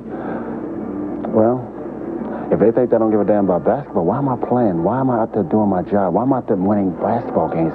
Why am I being so productive? Why am I out there busting my ass every night to do something that no one wants to do? If I didn't give a damn about basketball, I'd just go out there and just be just like any other average basketball player. But I'm being productive. At 35 years old, I play like I'm 20 years old. And I'm having a great time. Rodman flopped it into a flagrant foul. And that they have Dennis Rodman who cheats all over the court all the time. George Karl, after Game 1, had some very derogatory comments about you and your game, and in essence said you don't deserve any respect. What is your response to that? It's unfortunate that it has to be that way. You know, he asked me a question that he asked me a couple years ago, do you want to play for Seattle? I said, great, yeah, be awesome. You know, but, you know, I think now it's all about hit games, and I play that better than anybody in this business, and I can get over because I know that I'm a lot more mentally strong, physically strong, and go out there and do what I have to do. Well, the Bulls in general are doing what they have to do. We go to Peter Vesey. Your take on Rodman. Well, we all know that you win championships in the NBA with strong defense, rebounding, psychological warfare. We know Game 1 turned around when Frank Burkowski got thrown out after getting into an altercation with Rodman. Rodman dominated Game 2. And we know that in the history of this game, the only guys that have been able to dominate a game or a series without scoring a point are Magic Johnson, Bill Russell, and Dennis Rodman. I'm not saying Rodman's confident or overconfident, but he's already measured his navel for a ring. Well, let's leave. Very nice. Let's leave the off-court persona aside for a moment, which is probably just as well. You admire the way he does it on his own terms on the court. Absolutely, Bob. You know, I think Dennis is very clever with the amount of moxie that he has in his game. He psychologically and physically neutralizes his opponents. I think he's been able to silence his critics, his detractors, and all of the skeptics. And when you add the fact that he has so much athleticism and talent, you know, this guy is just a complete package that night in and night out on the court, you have to have respect for him. Okay, when we come back, we'll talk about the first half of the Bulls and Sonics. Try to think of enough superlatives. Chicago up by 24, but first a message from Prudential and a word from the NBA.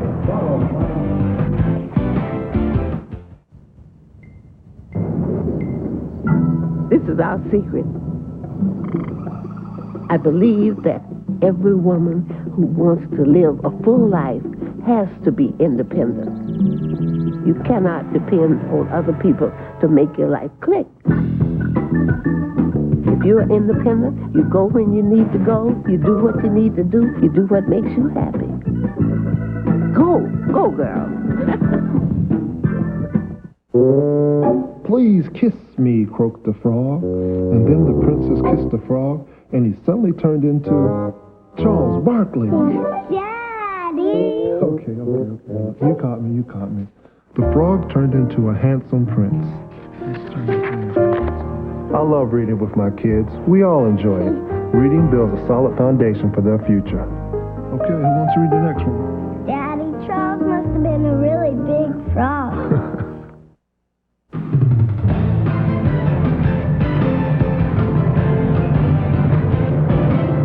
The Bulls lead the Sonics at the half in Game 3, 62-38. Pick a highlight. It was all red and black in the first half, and this is really what Seattle had to fear. They had a chance to win at least one in Chicago because the Bulls did not play anywhere near their full capability in the first two games, and still they escaped with a couple of victories. They come out completely in sync tonight. Well, the Bulls definitely came out in sync. Michael Jordan is leading the charge, and this is just a great Bulls team. If you look at the Sonics, they have been a team during the regular season and early in the playoffs who has been able to overcome huge deficits. But I don't think this is quite the same Sonics team that started out that 7-game series against the Jazz. I think the Jazz took a lot out of them, but that doesn't discount Chicago's greatness. They truly are right up there with the best of all time. Well, in fact, for whatever it's worth, among the 11 defeats this year for the Bulls, including one in the playoffs, the biggest lead they relinquished in any of those games was 16 points here against Seattle back in November, but this is a whole different situation. No, you definitely, I think the fat scalper here in Seattle is already singing discount for Game 4. With all due respect to Michael and the Jordanaires, I believe that Phil Jackson and his coaching staff deserve the MVP for this series. For every series, they've been able to designate which player is not going to beat them and which player is going to take the open shot. Every opponent has had to adjust to them, and I don't know why that happens. They're doing a hell of a job. Well, Chicago at home simply won games. Tonight, they're making their statement. Now, a couple of coaching notes. Johnny Davis, who was an assistant coach in Portland this past year, will be named the new head coach in Philadelphia tomorrow. And Peter Bessie tells us that Milwaukee has narrowed its coaching search to former Celtics coach Chris Ford or former Raptors coach Brendan Malone. And one other note, immediately following tonight's Game 3 on CNBC, we'll bring you a half-hour post-game special. Our entire crew will be here with interviews and analysis on CNBC right after this game. Halftime in Seattle. The Bulls lead the Sonics by 24. Back to Marv, Matt, and Bill after these messages from your local station. This has been the Prudential Halftime Report, brought to you by Prudential. Live well, make a plan, be your own rock.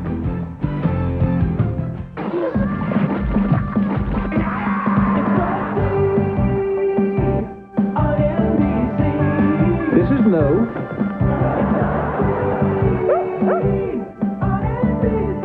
Meet the bro. You see anything weird, you take a picture of it.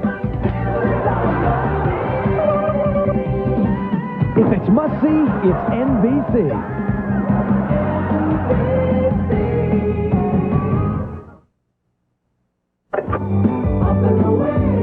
It's the Northwest News Channel 8 Tiger Festival of Balloons, June 14th through the 16th at Cooks Park.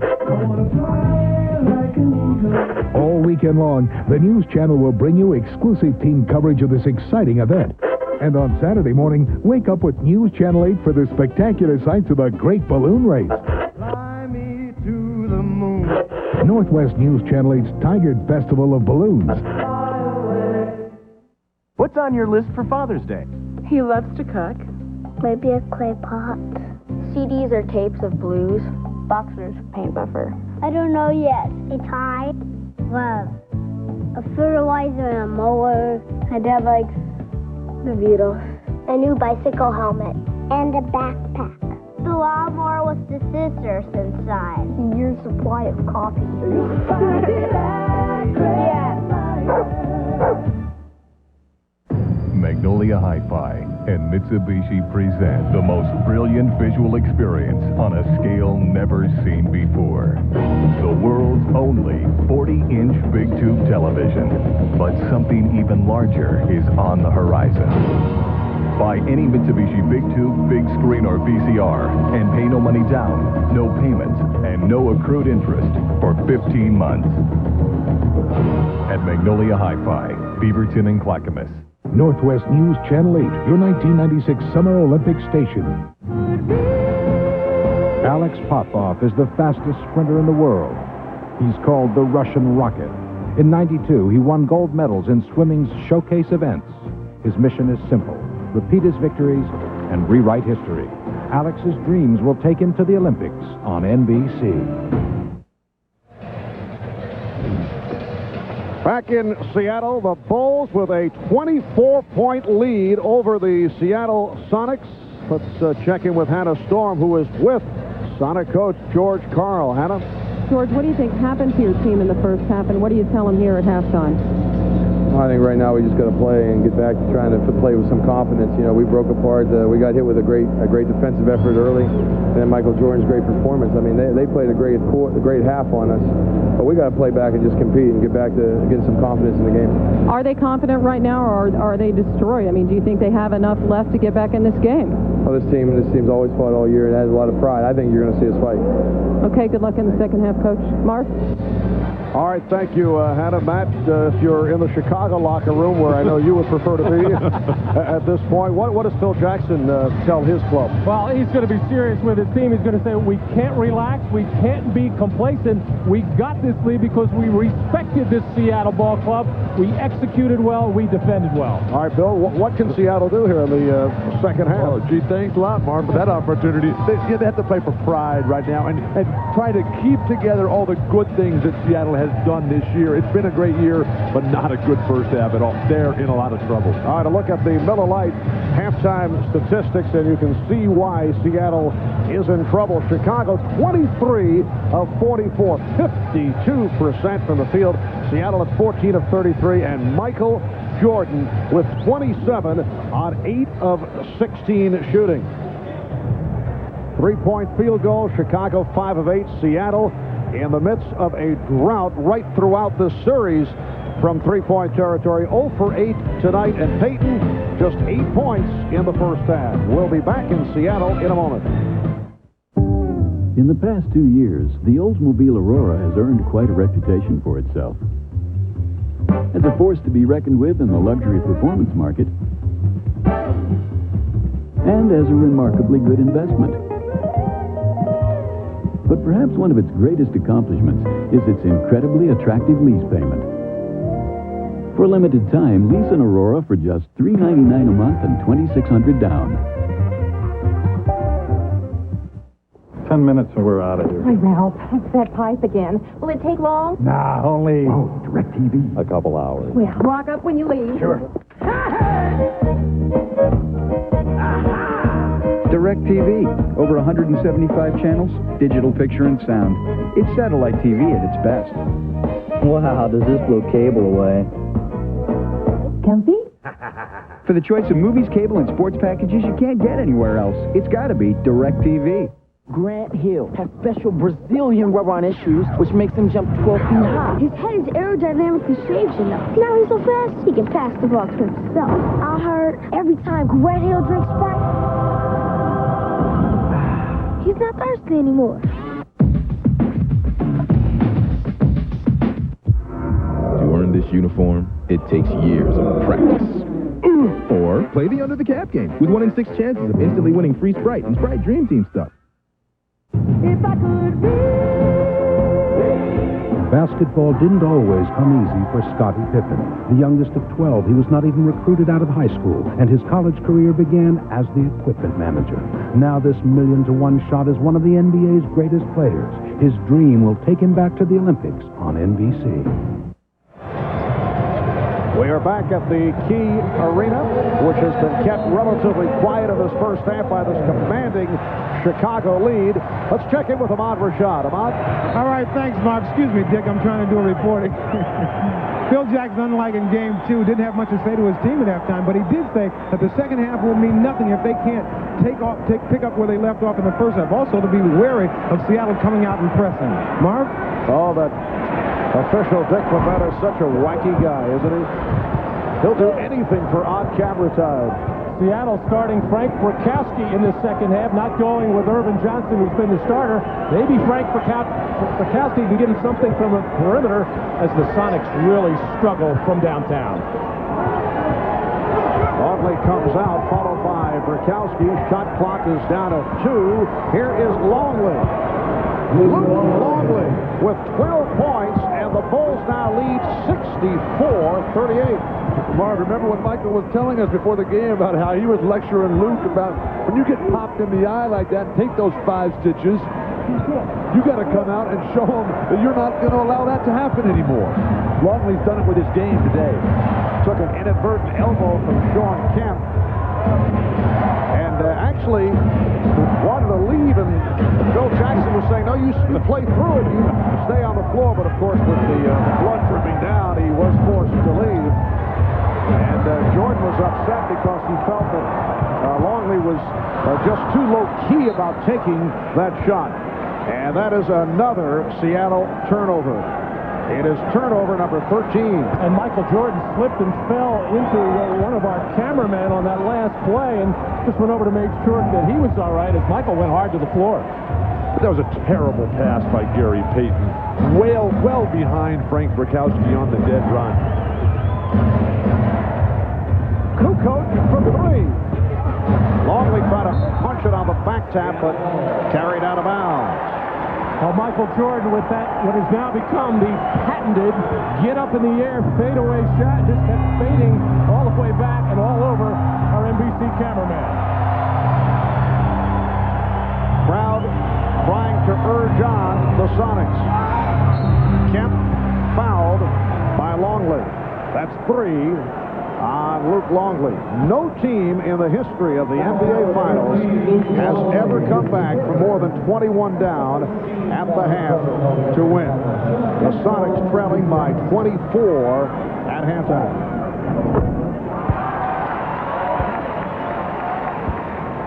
That's the biggest comeback victory in the history of the finals. Baltimore beat Philadelphia back in April of 1948, coming back from a 21-point deficit. Bulls now lead 64-40. Sorry I don't have anything more to give you on that Baltimore-Philly game in 48, Marv. Well, I know Matt can fill us in on that one. Freddie Scolari in the backcourt for the Baltimore Bullets. I knew that. Did you coach him too? Very good. Good defense by the Sonics. Pippen. And it's a 24-second violation of the basketball knockdown. Pippen just tossed it up looking to hit the rim, and Rodman trying to save it. And now there's a discussion. Rodman is applauding the call. Perhaps they are changing the call. Steve Javy, Hugh Evans, Dick Bavetta talking about whether that should be a 24-second violation. If not, the basket would count.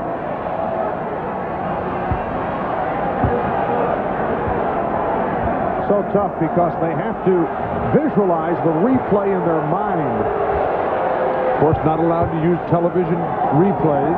There is no 24-second violation because the ball hits the ring. We'll get the ruling. Here's another look at it. Has the ball.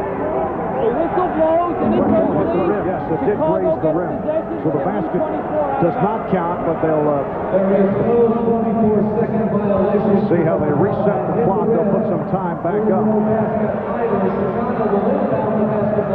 Well, they'd have to give them a full 24 because the ball did hit the rim. And a good ruling by the officials as the shot clock sounded and the whistle blew, just everybody basically stopped other than the alert Dennis Rodman. And there again was Sean Kemp unable to keep Dennis Rodman off the board. Hannah was talking about that's what they did all day yesterday in practice. Interesting how they wait until before game 3 to realize they had to block Dennis Rodman off. Brykowski trying to tie up Longley. Jordan rebounded by Brykowski, and he nearly threw it away. Hawkins eluding Jordan, who picks up the foul. That is his first. I've always loved it, Marv, when these great players like Jordan and Barkley and Bird and Magic, who are so involved in every play, and finally, midway through the second half, there's their first foul. Brykowski just leveled Rodman a 3 for Hersey Hawkins. Dennis made a bit more out of it, though, as he went to the floor.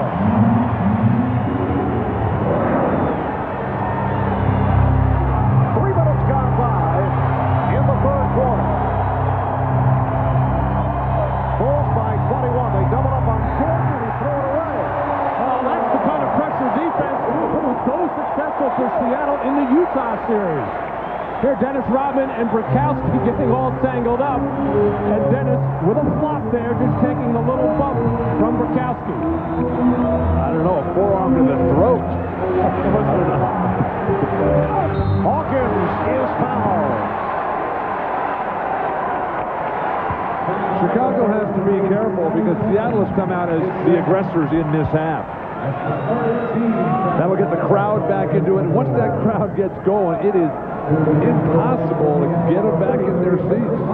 Chicago, not really a single good play in the opening 3.5 minutes of the third. Foul on Pippen. Percy Hawkins this evening.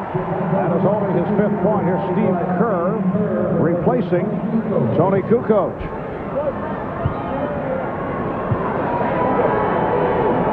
Toni Kukoč providing a lift for the Bulls in the first half. Start of the game because Ron Harper is bothered by a knee problem. Kukoč with 9 points.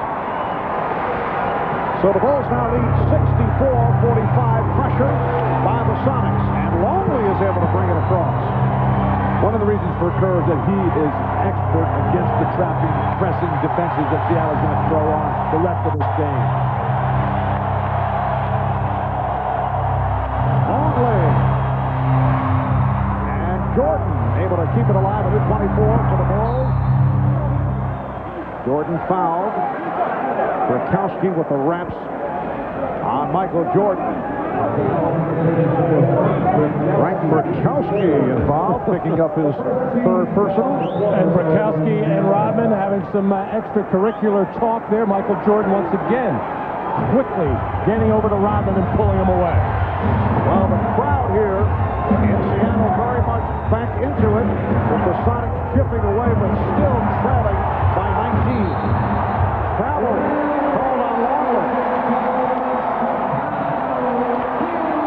Well, you can also tell from the talk of George Karl in that halftime saying, hey guys, we got to let it all go right here. Frank Bukowski, if you can get somebody involved, do it. Sean Kemp, you have to start getting physically involved in this ball game. 7-0 run by the Sonics.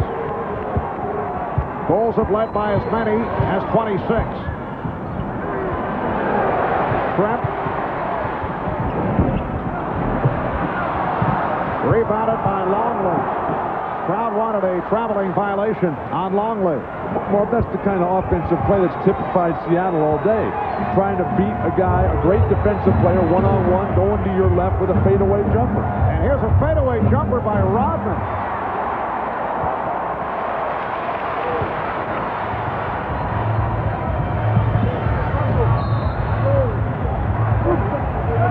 It is a 3-second violation call on Sean Kemp. This is the kind of Seattle defense that I think everybody in this building, and I know we expected at the start of this game.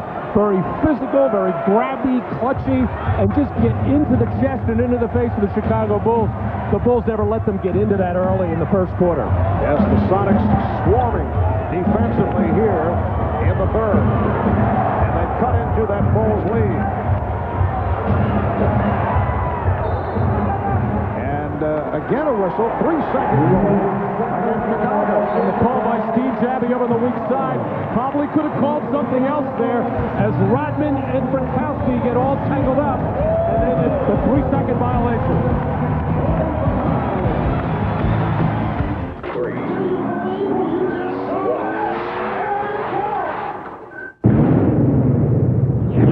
Carbon monoxide isn't the only thing to worry about coming from your tailpipe, because with every stroke of your engine, motor oil is being vaporized into exhaust, leaving less and less protection.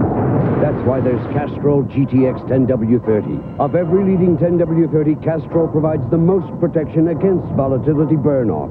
So use Castrol, or watch more of your protection go up in smoke. Castrol GTX, the most protection against volatility burn-off.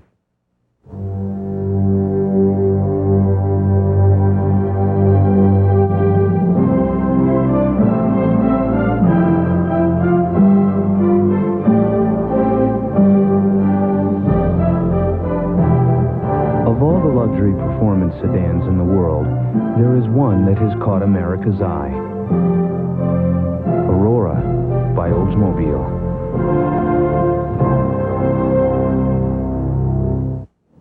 Finding oneself alone in this world can be terrifying. Poor thing, you must have fallen out. I knew I must return him to his family to ensure he's consumed at optimum freshness. I don't see him, do you? Excuse me, he's lost. Lost beer coming through. See him? We'll find him any minute. I can feel it. Excuse me. Don't give up. Hey, who's missing a bottle? Got a lost bottle here. Budweiser. Brew refresh taste. Strictly enforced. Don't worry, little fella. We'll find him. The NBA on NBC is brought to you by Bud Light, official sponsor of the 1996 Olympic Summer Games. Make it a Bud Light. By Oldsmobile and your authorized Aurora retailers. And by Reebok. Are you prepared to say, this is my planet? Well, Seattle's defense has gotten serious here at the start of the third quarter, challenging every pass, every shot, and here's Sean Kemp popping Rodman in the chest, and as they get all tangled up, something could have been called there of a foul nature, but the official wisely called the 3-second violation. We should be happy with that call. Well, Dennis Rodman has to be very careful. This is where he usually has his problem. When they're way up, the game is not in the balance. And where was this physical response from Seattle early on in this series? Well, the Bulls have not scored in 4.5 minutes. They've been outscored here in the third, 7-2. Kemp had it excellently knocked away by Payton. Able to recover and hit. The Bulls 64 and the Sonics 47, 6.5 remaining in the third quarter. Bulls in this third quarter turned it over 3 times, only 1 of 7 from the field. Make it 1 of the last 8. So difficult for a team with a huge lead to come out with that edge and that sharpness. Very dangerous for Chicago as they're in danger of losing this entire lead. All right, Pippen with the rebound on the Schrempf miss. Well, the Bulls with a magnificent first half, probably their best of the playoff run. Rodman able to keep it alive, and now lost it. Payton with the steal. Hawkins for 3. They just cannot hit from downtown, and it leads to this. A fast break bucket by Jordan. And George Karl has been saying, if we don't make threes, we cannot win. What a beautiful play by Steve Kerr to start that 2-on-1 break. Kemp with the spin move, but had nowhere to go. Brikowski for 3, and he is able to hit. A 3-pointer for Brikowski. And the Bulls now lead 66-50. So Seattle 2 of 12 from downtown. That's Brikowski's offensive game. Feed off the penetration, spot up at the line. What a pass, George. Longley. Tied up by Kemp. Sean Kemp with a brilliant defensive play. Well, Luc Longley wisely keeps moving, find the open area as Jordan is double-teamed, and then Luc Longley trying to do the right thing, take it strong in the basket, but just unable to finish that play off against the bigger, stronger, quicker Seattle defenders. Technical shot by Brikowski, who is becoming a factor in this third quarter. Foul called on Rodman.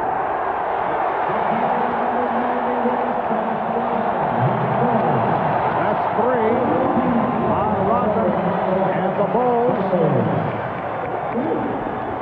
now with 4:53 to go in this third quarter, leading by 16. A look at the block by Brikowski. Way too casual by Pippen, but Brikowski showing the skills that he has. Spot-up shooter, good interior, rugged defender.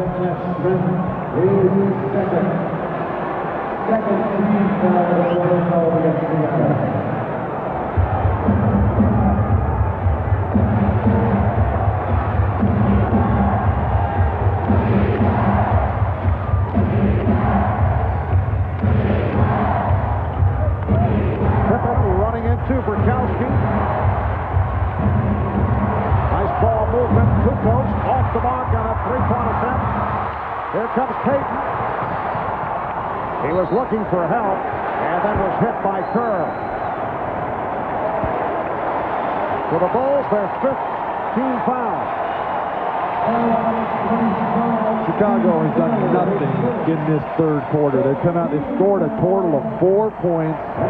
They're all standing around thinking that it's over. Now Seattle is just surging, roaring. The crowd is behind them. This is when they play their best, when their backs are against the wall, as they certainly are. Well, Toni Kukoč took that last jump shot deep in the left corner, felt he was hit on the wrist and arm, and then turned to the official begging for the call. If he had alertly followed his own miss, he would have probably got the rebound, and all of his teammates remind him, don't worry about non-calls, keep playing.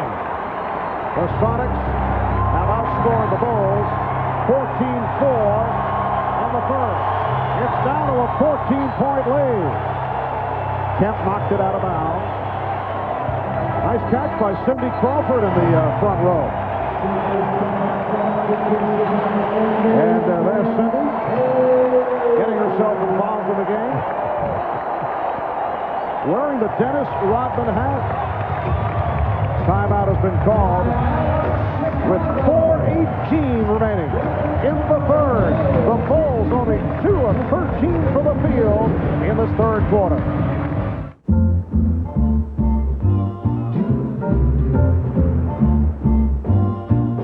Somewhere beyond the sea, somewhere waiting for me. Your turn, man. When you've got the great taste of an ice cold Miller Lite, life is good. I think she digs you. Really? No. Beyond the sea, somewhere.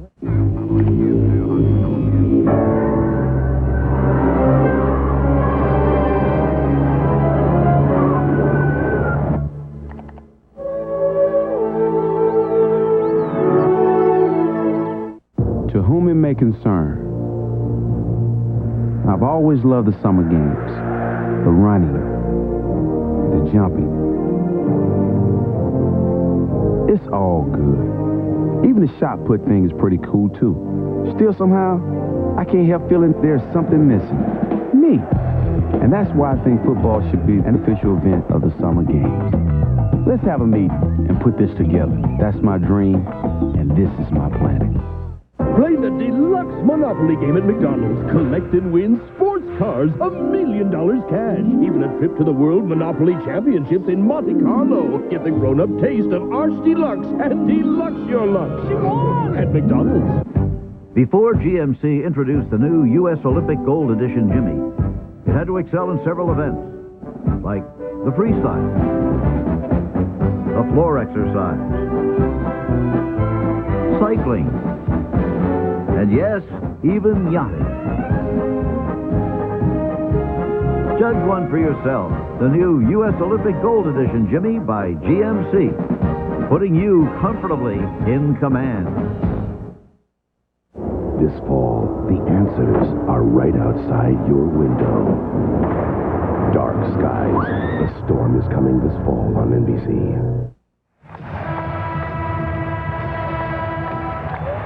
Well, the NBA and NBC Sports have teamed up and created the official website for the NBA Finals at finals.com. Game previews, player bios, video highlights, the latest news on the Bulls and the Sonics. Plus, during our NBC broadcast of the Finals, fans around the globe can interact with our very own cybercaster, Steve Snapper Jones, busy at work, as you can see. He'll be on live with commentary and answering fan questions during the course of the game. Check out the official website of the NBA and NBC Sports at finals.com. 4:15 remaining in this third quarter, and the Bulls now appear to be the team that is rattled. They throw it away, giving the Sonics another opportunity. A Chicago Bulls team that has gone 2 of 13 from the field. They've been outscored 14-4 here in the third, which has usually been their quarter. That's the case in games 1 and 2. Perkins trying to dump it off, but Pippen able to step right into that passing lane. Marvin Mott was telling us the last time out that Phil Jackson's telling his team to weather the storm. They'll get tired eventually. The problem with that strategy is that these fans won't let them get tired. Ouch, what a wild and horrible shot. Here comes Payton. Hawkins. And he draws the foul. He was blocked. Foul on Steve Kerr. So the Bulls have scored only 4 points in this third quarter. It's unbelievable. 3:33 remaining in the quarter. Fewest points in a quarter in the NBA Finals, 11. New York Knicks against the Los Angeles Lakers, April 30th, 1972. Well, the Bulls just have not done enough with their defense to create some fast break opportunities. And then when they have to walk the ball into the front court and try to run their triangle offense, the pressure defense of the Seattle is just totally taking them out of the rhythm. Hersey Hawkins, 4 for 4 at the line. 8 points for Hawkins. David Whitley with a cameo coming on for Detlef Brent. And again, the crowd wild here at the arena. Kerr for 3. Bulls 68. The Sonics 54. Perfect execution of the set offense. Take the ball to one side, double down on the other for Steve Kerr. Kemp able to get inside. Sean Kemp got off to the slow start. He has now become a factor. He has 12 points. And Marvin's a very tough matchup. Kukoč trying to keep Kemp away from the basket. He can only hope to get it back on the offensive end. Chain of defense. Shot clock at 7. Pippen. Oh, beautiful move with a head fake on Hersey Hawkins. And Phil Jackson and the Chicago bench are wondering why Steve Kerr was not credited with a three-point shot. Apparently they did wave it off. Called it a 2. Here's Wingate for 3. David Wingate from downtown. And the Bulls lead 71-59. Michael Jordan's got to get more assertive. He's got to start calling for that ball, waving his teammates away so he can get to the hoop. Shot clock at 6. Pippen. Here come the Sonics. Just under 2 minutes to go in the third.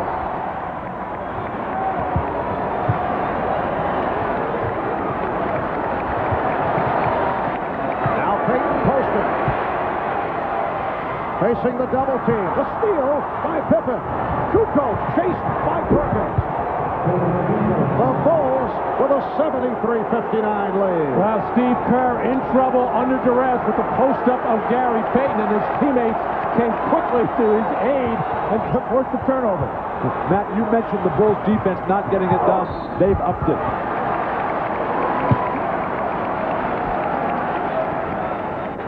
In that low post, Gary Payton, who has tortured all the short guards in the Western Conference, realized he's got Kerr, but the double team just leads to easy fast breaks. Foul committed by Weddington. And again, Hawkins, one of the NBA's better free throw shooters. At the line, he's 5 for 5 here tonight. 8 points for Hersey, 7 of the 8 in this comebacking third quarter. Now, when Gary Payton gets in that position with a guy like Steve Kerr, he's got to anticipate double team, and that's where he's got to find his three-point shooters. The only two on the floor right now are Hersey Hawkins and Sam Perkins, but they have to be spotted up and spaced correctly. A Chicago lead once 24. It's now 12. I'm surprised Phil Jackson hasn't come back with Dennis Rodman. Maybe he was upset with the fact that Rodman was losing his cool and concentration with the big lead. And the outside official, Steve Jammy, calling it on Hawkins. Non-shooting foul for the Bulls, their first team foul the last 2 minutes. I think Phil just does want to weather this storm now and make sure that he has fresh troops for the final 8 minutes of this ballgame.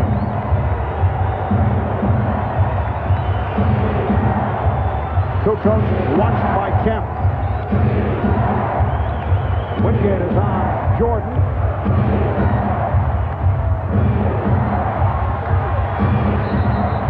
Travel. Scottie Pippen is really hesitating when he gets that initial pass. Jordan makes the play. They double team him, and when Scottie gets it, he's got to go right away with it. Don't stop and wait, but then you got to start all over again.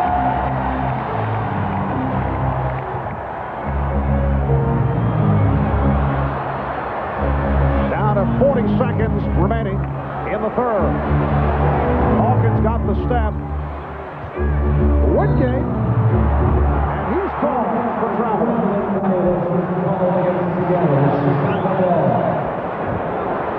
Mark, Seattle's right back in this game. Just down 12. The crowd is on the edge of their seats. You can just hear them, feel them breathing down on your necks here.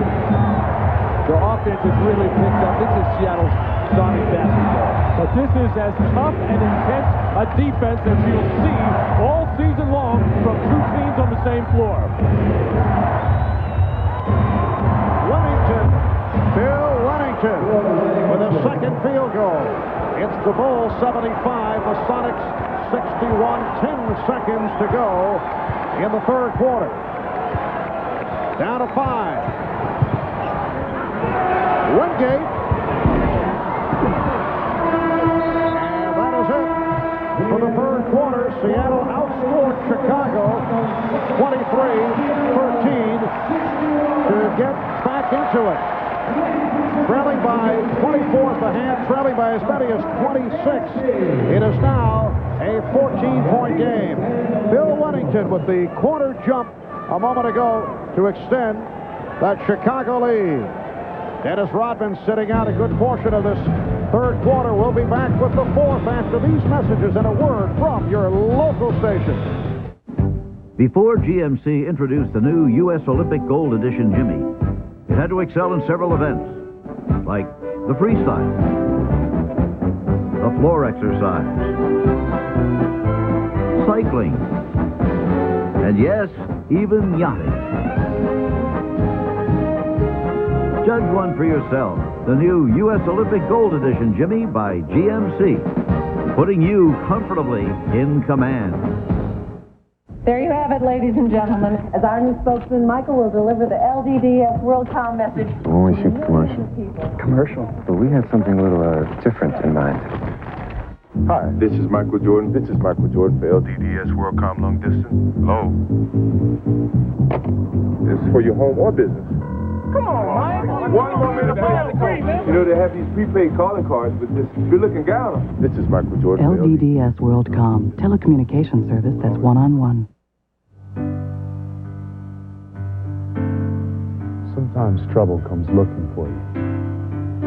1, 2, 3. And that's when you have to stop. Think. 5, 6, 7. 8, 9, 10. And find a way to not let it get you. Peace. The bed looks new, but you won't believe what's inside. Dateline Tuesday.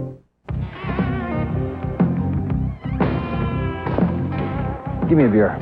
Well, let's see. We got Sycamore Smith Ale, Pale Ale Dark, Pale Ale Light, Wapner's Lager, Wapner's Wheat, Honey Wheat, Light Wheat, Weedy Wheat, Hamburg Light, Dark, Amber Light. Just give me a course. Since 1873, original Coors, pure and simple. Why'd you come back?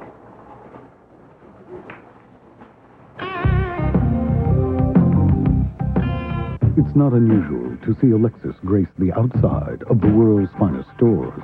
Yet now, one of the world's finest stores will grace the inside of a Lexus. Introducing the Lexus Limited ES300 Coach Edition.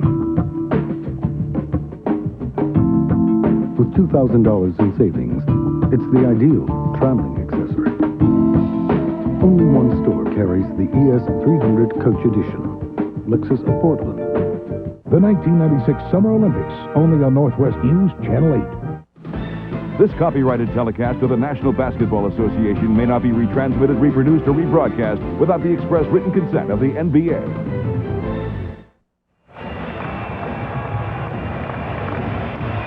Back at Key Arena in Seattle, Marv Albert, Matt Guokas, Bill Walton, Ahmad Rashad, Hannah Storm, Bob Costas. The entire crew on hand, and we have seen this crowd in a frenzy right throughout the third quarter. The Sonics getting back into it.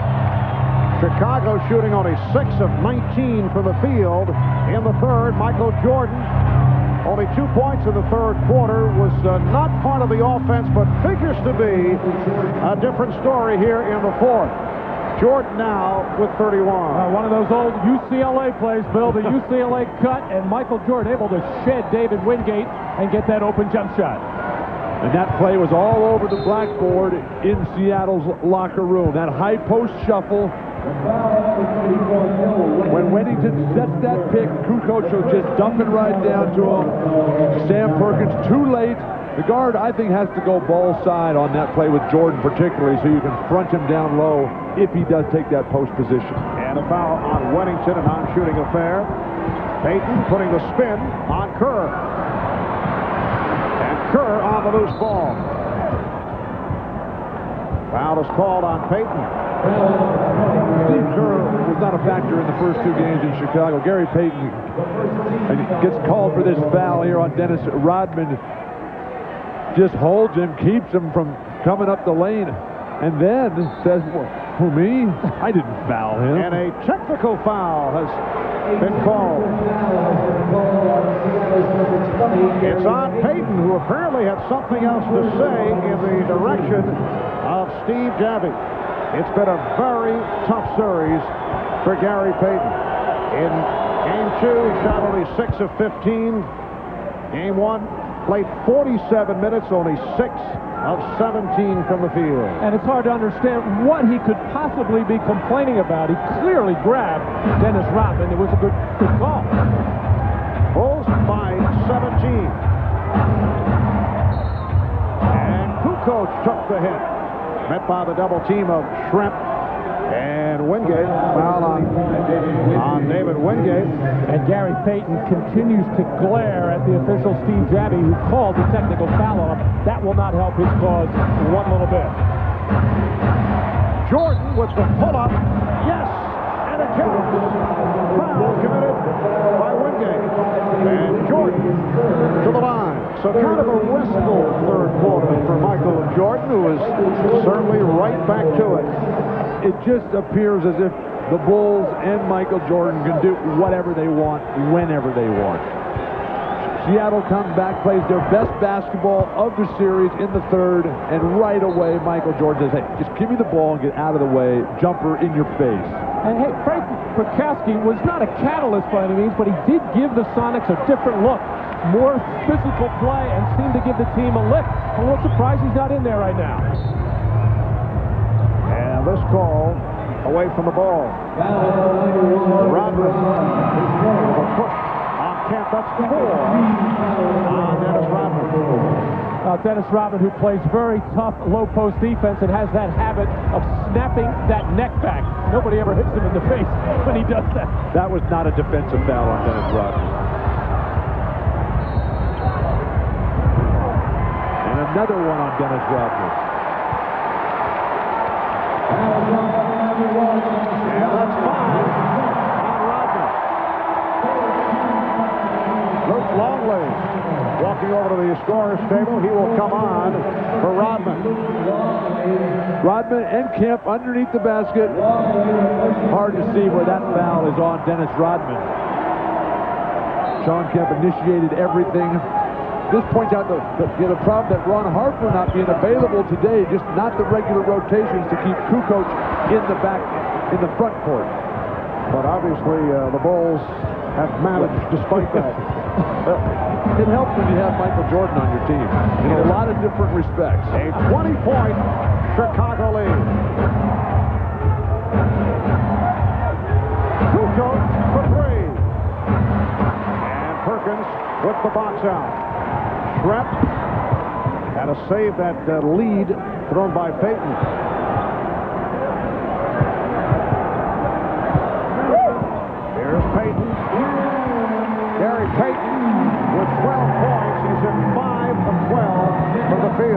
Bears now lead by 18. You see this lineup for the Chicago occasionally with both Longley and Weddington on the floor, but I'm sure it won't be too long before Scottie Pippen re-enters. Absolutely, because the Bulls are so much better when they go small. But the way Longley is playing today, I'd go with him and make Seattle match up to him, which they have not done. Well, Longley now has 14 points. Perkins, making the turn, was taken down by Weddington. Here comes Frank Burkowski getting set to check back in. Timeout is called. 9:37 left in the fourth quarter. The NBA Finals continue. Game 4 Wednesday night at 9 Eastern on NBC.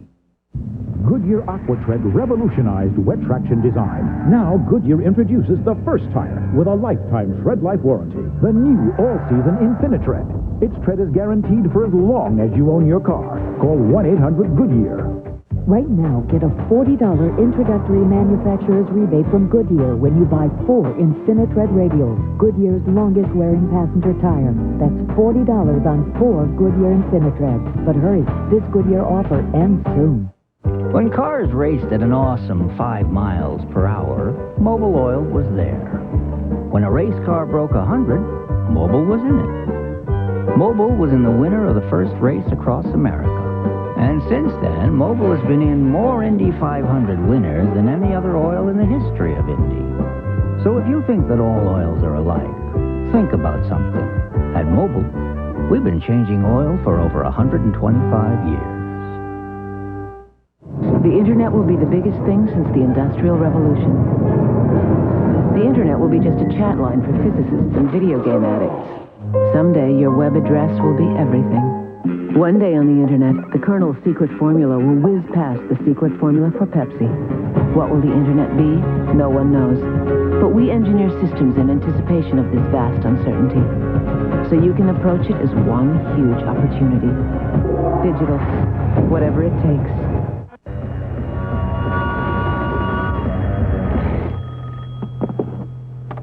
Stay there, boy. Hey, I'll go get the beer.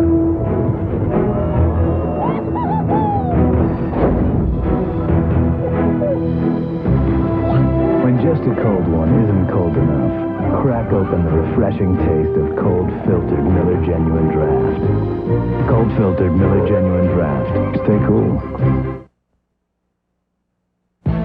Miller, where great taste runs in the family, brings you Miller Moments. Tonight's Miller moment took place 11 years ago this evening. The Los Angeles Lakers defeating the Boston Celtics, Game 6 of the finals, to take the 1985 NBA title. Kareem Abdul-Jabbar led the way for the Lakers and was named the series' most valuable player.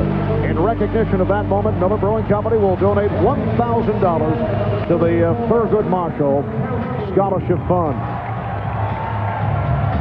And at 38 years of age, Kareem, the oldest player ever to win the MVP award. That was the 8th time the Lakers met the Celtics in the finals and the first time that they ever beat Boston. 9.5 remaining in the fourth quarter. Game 3 of the NBA Finals. The season very much on the line for the Sonics, who are trailing here by 20 points.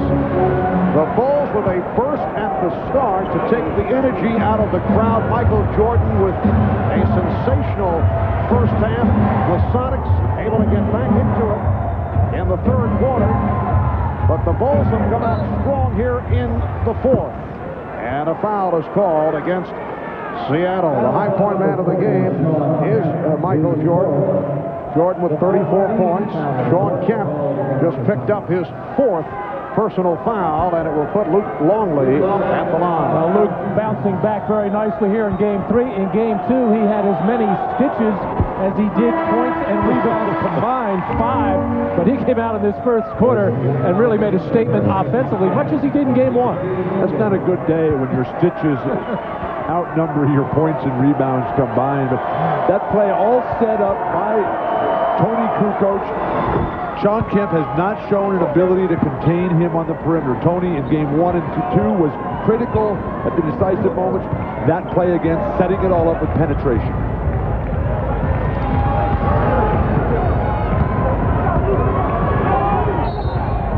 And a knee offered by Longley. The indication from the official Dick Pavetta, that's 4. On Longley, the Bulls are now over the limit. Luke wanted his interpretation. Mark, that last offensive sequence for Chicago that Luc Longley ended up getting the shot, that shows how far Luc Longley has come. Career playoff high today.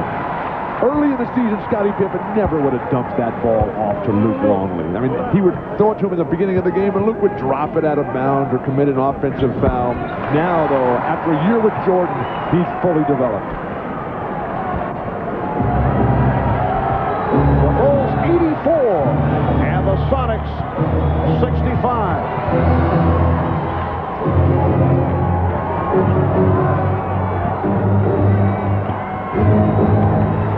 Down to 5 on the 24. Pippen for 3 with 2 seconds remaining on the clock. And Pippen, as soon as he came off the bench with Rodman going out with 5 fouls, Scottie gets a big rebound, a couple of nice passes, and a huge 3. Scottie Pippen with 12 points. And Scottie has done it once again in a number of departments. 8 rebounds, 8 assists. Although he has not shot well at 5 for 14. Marv with the Bulls. Oh, Longley off the penetration again. Kemp can't keep him under control. George Karl needs another timeout. What a game for Luc Longley.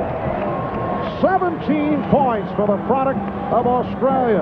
7:55 to go in the 4th quarter.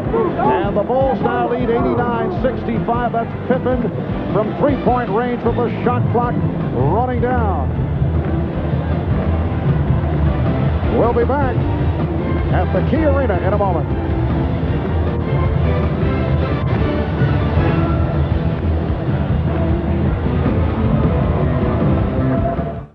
You followed 1,000 players here. 1,000 more will follow you. Maybe someone will listen. Maybe someone will hear.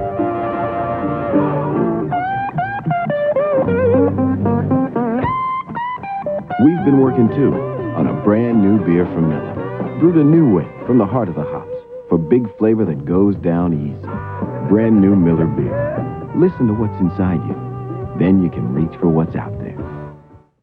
This summer, make more of yourself. Doug, your clone. And get more. 2. Like you to meet 3. Hi. And more. I'd like you to meet 4. Out of life. We made a copy of a copy. It's not quite as sharp as the original. Michael Keaton. Michael Keaton. Michael Keaton. Michael Keaton. How many of you are there? And Andy McDowell. What happened? Multiplicity. Nobody has sex with my wife but me. Rated PG-13. At theaters Friday, July 12th. I am a grandfather that takes pleasure in doing anything I can for the kids, and they know it too. I've never been rich and never really wanted to be. I just feel you should live comfortably, but you don't need to be a fool about it. And I try to impart that to my grandchildren. And you've got to have a goal and an aim in life in order to get anywhere. What a year in the NBA. Magic Johnson came back. Jordan really came back. Tennis had a comeback of its own. Monica Seles. She's really making some noise. How about the other comeback at Wimbledon this year? Whose comeback? Mine, Pete.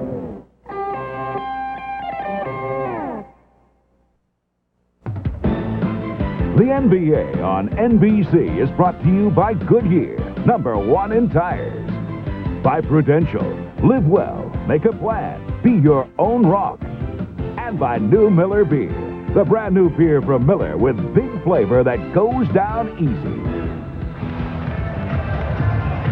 We are coming up on 7 p.m. here in the Pacific Northwest with just under 8 minutes to go in the 4th quarter. A reminder, following our telecast here on NBC, we invite you to tune to CNBC on your cable system for an NBA Finals post-game special. Our entire cast will be on hand to recount the game with highlights. We'll hear from some of the players. You'll see some of the press conferences as we look back at Game 3 here in Seattle. Kwiatkowski with a second field goal. That's the NBA Finals post-game special immediately following the game on CNBC. receive. The Bulls with an 89-67 lead. Longley. And he was fouled. Marvin, it's so special to watch this Bull team, which is truly unique in a lot of different ways, but when they pass the ball, when they get rid of the ball, they just keep moving. So many teams stand and watch. So many teams feel that or players, if they don't have the ball, they're not doing anything. These guys are always in motion, moving away, setting screens, coming back to the ball. A thing of beauty to watch. Well, they are the only team in the league that runs this triangle offense to this degree, and with the spacing involved and with all the cuts and with all the backdoor type of passes, it affords all that kind of movement. Luc Longley must love this key arena. He had his career high, right. Even though the Bulls had lost that game early in the year, he had a career high on 21. How about a career move he's got for the Minnesota Timberwolves, where he lost 67 games back in 91-92 to the NBA Finals. I think he likes Michael Jordan, not so much the key arena. Longley called for that tripping foul that put Gary Payton on the floor. Well, that's a good foul by Longley. Still sporting the bandage from the 5 stitches. The little guard comes in and sets the screen on you. You can't let that happen. And here's Dennis Rodman back. So Longley with a playoff career high of 19 points.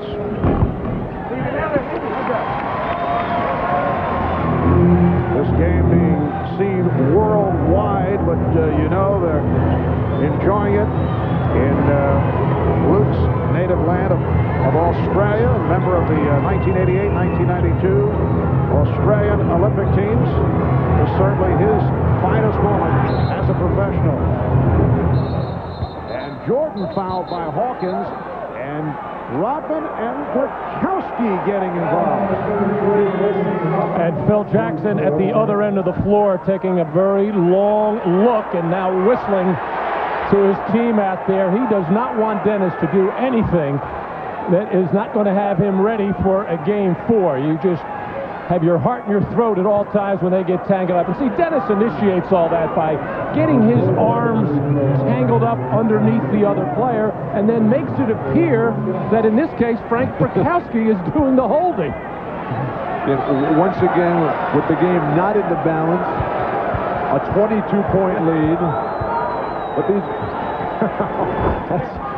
these are certainly two of the freest spirits in the NBA. We don't need any sort of altercation here that would take away from this beautiful exhibition of basketball today by the Chicago Bulls. Now, would this be considered taunting? I was just going to say, why is that not taunting? Just a look and almost baiting Frank Kwiatkowski to do something. Dennis has to settle down, play basketball, go play golf with Michael Jordan tomorrow and get ready for game 4.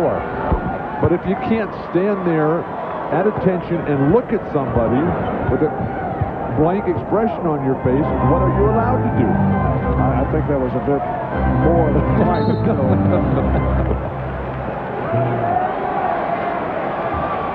And a foul on Pippen. That is his 3rd. Bulls are over the foul limit. Coming into this NBA Final Series, all the Bulls were saying that, well, the 72 victory season is certainly wonderful. They were able to roar through the playoff, beating Miami and then New York and Orlando. But it wouldn't mean a thing. They felt it wouldn't mean anything until they, as Michael Jordan put it, completed the picture. And they are now playing for a place in NBA history. And they wanted to come up with an effort here tonight, at least in one of these games, that would be clear-cut, because they have felt that they have not played well against the Sonics, and they have certainly come through here this evening. Marv, they won't admit it because they don't believe in taunting the opposition, but they had to have a meeting between the key guys and said, hey, look, let's go undefeated during these playoffs. They did lose the 1 to the Knicks in Game 3. And again, Kwiatkowski and Rodman come together, and the officials very quick to move to that scene. Kwiatkowski with number 4. Rodman flashing to the ball. No need to to overplay or try to deny him. Dennis is not looking to swing that sky hook across the middle. Gary Payton doing a lot of trash talking. Needs a little bit more game to back that talk up. Gary Payton coming in as the brilliant player, over 20 points a game. In the series, he's got 40 points total in the series. That's the story tonight. Jordan, 11, 22, 36 points. And Payton only 5 of 13, 14 points, along with 8 assists. You mentioned the playoff run, Bill. Well, the Bulls on their way to making it a record of 14-1 in the playoffs.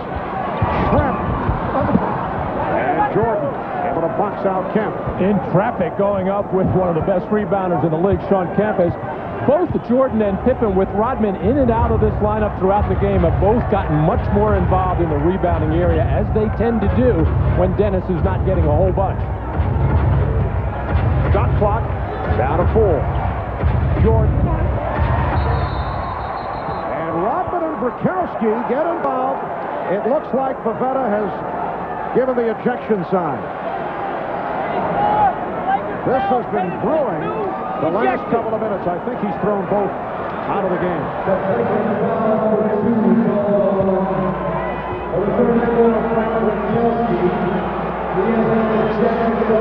Bukowski ejected, flagrant foul 2. I thought Pavetta indicated that both were tossed. Let's see.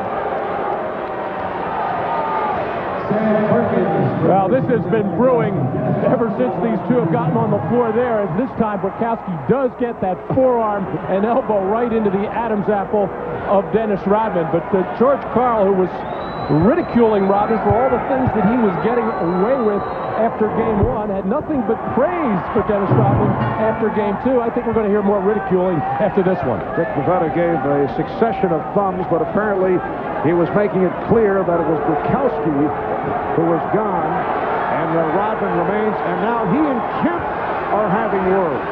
Very difficult for George Karl to ridicule the starting power forward, leading rebounder in the series when you're down 3-0.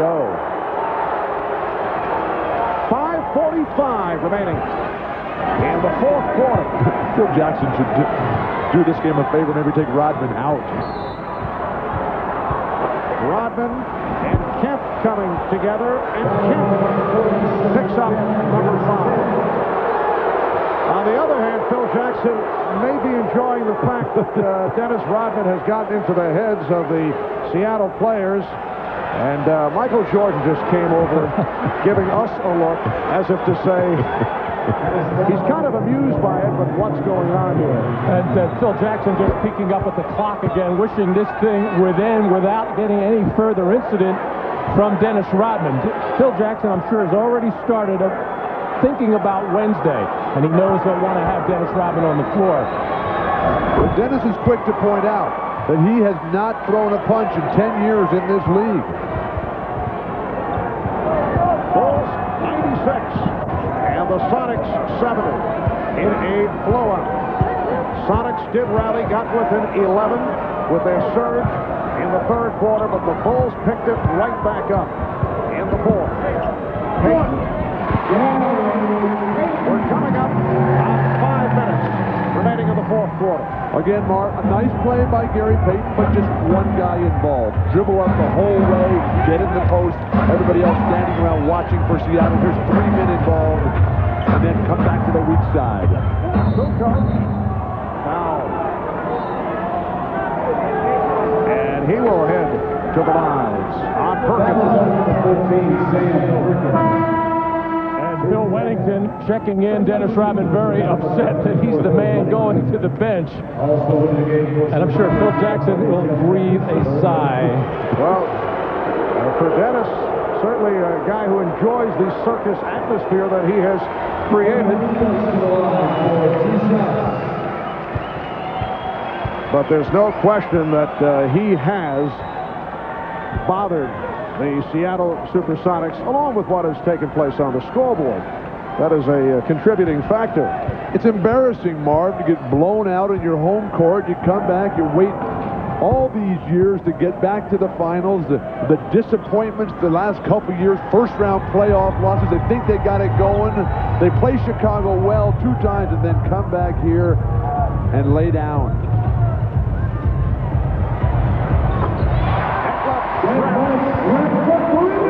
His best game of this series, very quiet.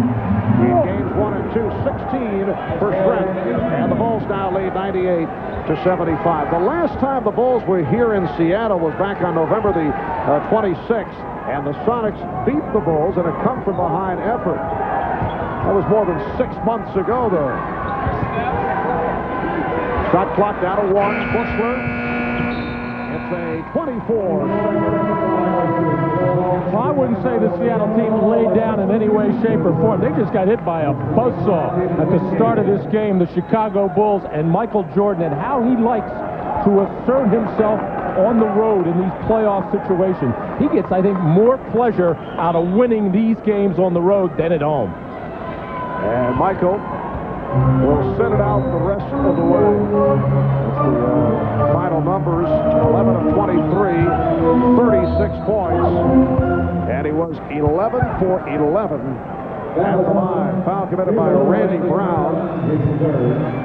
For Michael Jordan, his high game in this series, and certainly feeling much better about things. He was very unhappy, very frustrated, but about the way he played and about the way the club played, although they beat the Sonics in Game 2. And I'm sure it made him feel good and helped the whole ball club by getting after Toni Kukoč about those couple of times where he passed up some shots and jumping on Luc Longley about maybe feeling sorry for himself with those 5 pitches. And I think that definitely picked up those 2 players, and I think it woke the rest of the ball club up as well. Plus, they've found their rhythm now. They're back to playing every other day now, which is the regular NBA schedule. That long layoff really did hurt them. Nice passing, Scottie Pippen. And Bill Wennington is 3 for 3. He's given the Bulls a 100-78 lead with 3.5 remaining in this 4th quarter. Game 4 here on Wednesday night. 9 o'clock Eastern time, 6 out in the West.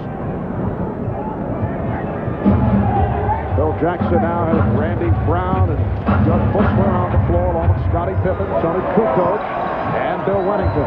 But Mark, look how it keeps going. The flow is still there.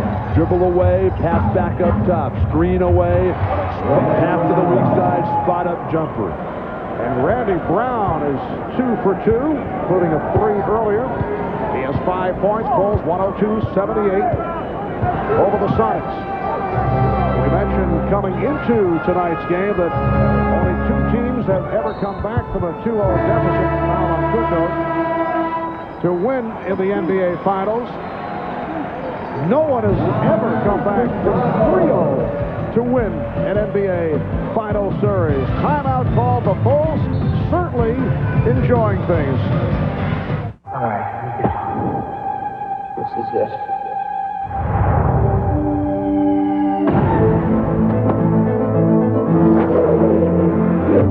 He's out of there!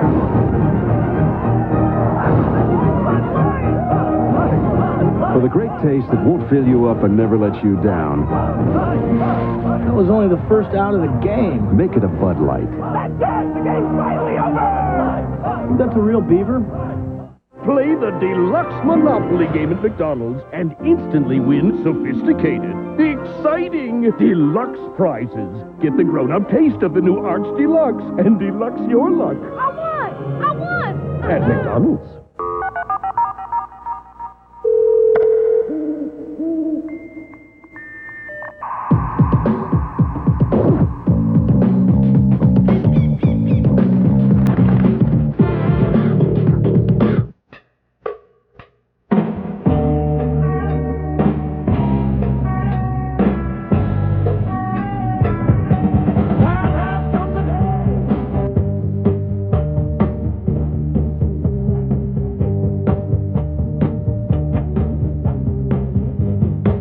No matter how you invest or what you invest in, we make it easy.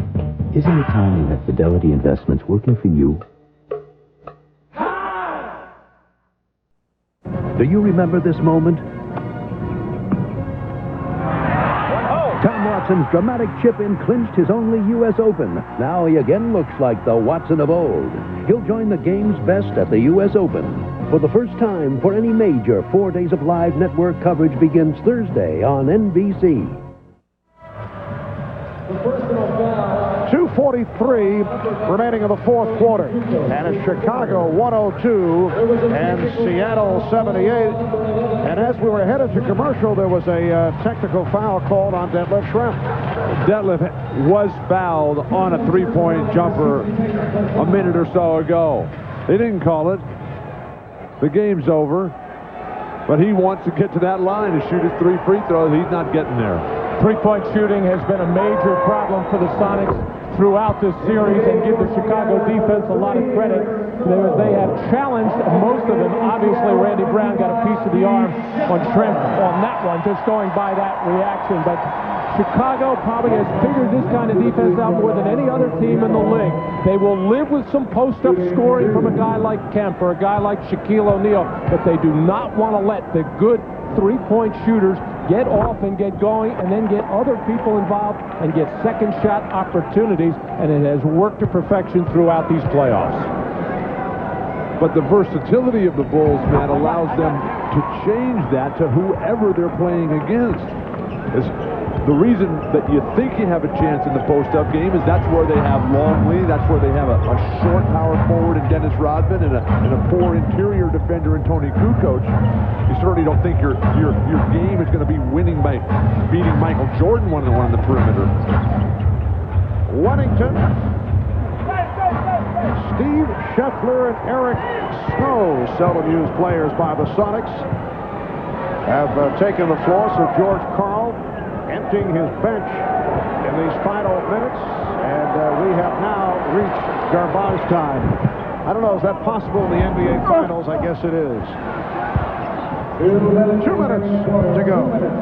The Bulls with a 103-80 lead, on their way to making it 3-0 in this best of 7. Steve Kerr going to the left hand. Movement without the ball, a thing of beauty. Schrempf, 105 to 82.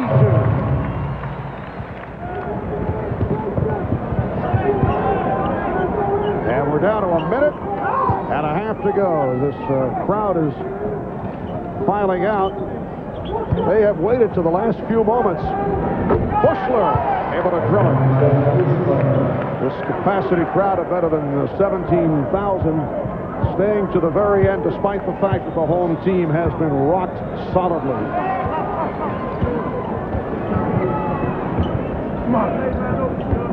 Hawkins on the fake. Percy Hawkins with 12. That left Schrempf leading the Sonics with 20. Gary Payton with 19, but these numbers are just cosmetic. The Sonics working their way back into it in the third quarters. They came within 11, but the Bulls were able to accelerate once again and recaptured the big lead. Bushler to the line, fouled by Eric Snow, the rookie from Michigan State. Well, it has been a roller coaster ride for these Seattle fans over the last 3 years. Getting knocked out in the first round, the last couple, and then looking like they had that Utah series well in hand, losing Game 5 here at Key Arena, getting blown out at Salt Lake in Game 6, and then barely hanging on to win Game 7. So this crowd has been tantalized and teased. Here's Brown, fouled, hit by Snow, and Randy Brown will go to the line. And again, the questions will surface regarding that man, George Karl, who certainly has not been happy about his contract situation. George Karl did have his contract extended for next year. Would like to have that long-term extension. Of course, Phil Jackson, his contract up at the end of this season. No extension there yet. Now to a half minute remaining in the fourth quarter. 108-84. Wingate.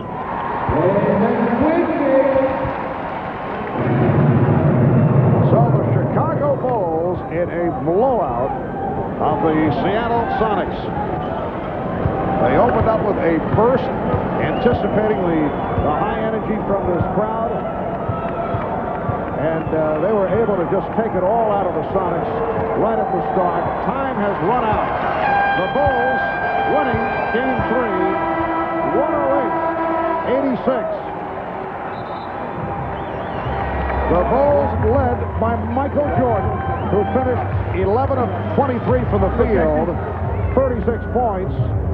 And now the Bulls and the Sonics look to game number 4 here in Seattle on Wednesday night. That'll be a 9 o'clock start in the East, 6 o'clock on the West Coast. All right, let's go to Ahmad Rashad with Michael Jordan. Ahmad?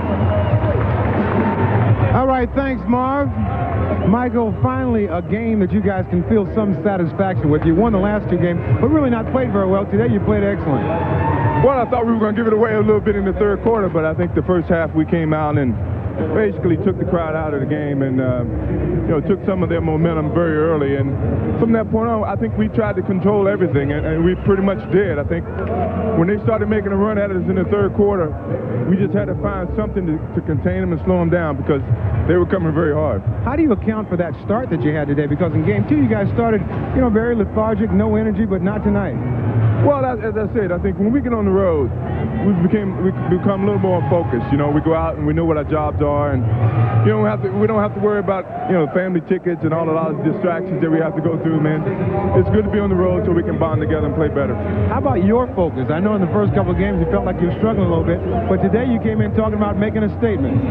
Well, I know this is the Gloves home, and I wasn't going to verbalize any kind of confrontation with him. I was just going to come out and play and let my basketball do all my talking. And I know that the crowd can get very hostile, but me personally, these are the things I like to play at, in the atmosphere that I like to play at. Just come in and focus on basketball and block everything else out. All right, Michael, thanks a lot. Great game.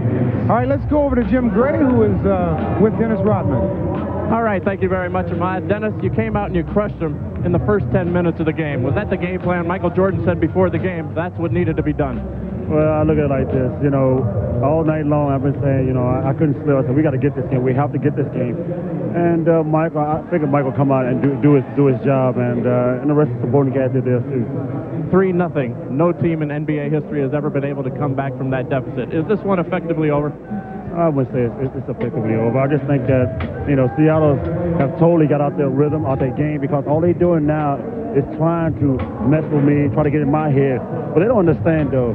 You can't mess with the master. You can't mess with the master. Well, there was an awful lot of talk going on between you and Sean Kemp and Gary Payton. What exactly was being said and going on in Bukowski as well? I think George called just basically bring Bukowski in and try to mess with me. But you got to understand something. It's the difference between trying to come out there and play basketball and be physical and doing your job, and they're not doing that right now. All they're trying to do is trying to be physical. That's not their game. Will it be a long 3 days for you guys? Is it going to be hard for you to remain concentrated and trying to wrap this thing up? I didn't play all night tonight, so I'm ready to go tomorrow. And the next day, I'm ready to go. Let's do it. Let's do it. Let's get it over with. Hello, Dennis, congratulations. Let's go back to Marv Albert. All right, Jim, you can't mess with the master. We take that away from game number 3. We'll be right back in Seattle after this. To whom it may concern,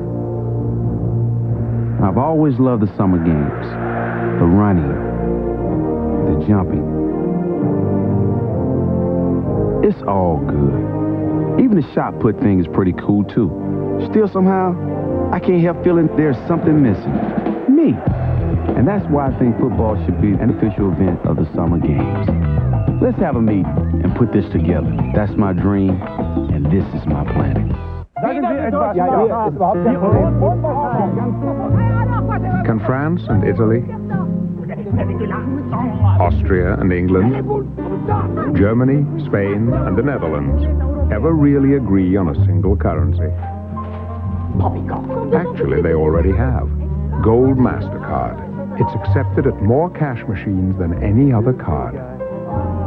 MasterCard. It's smart money.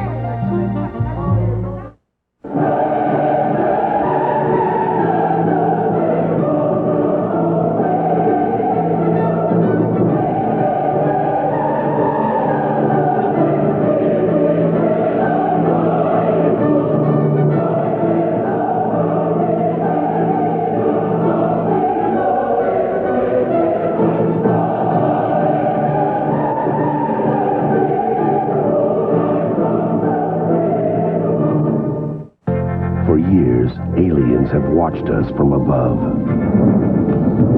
waiting for just the right time to invade. Now, the wait is over. Dark skies. The storm is coming this fall on NBC.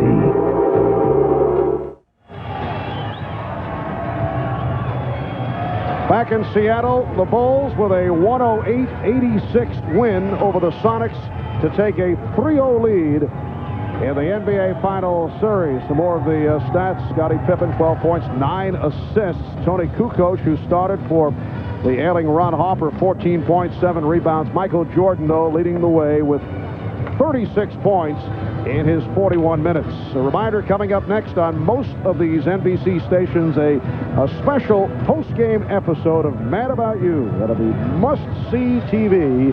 That is coming up next.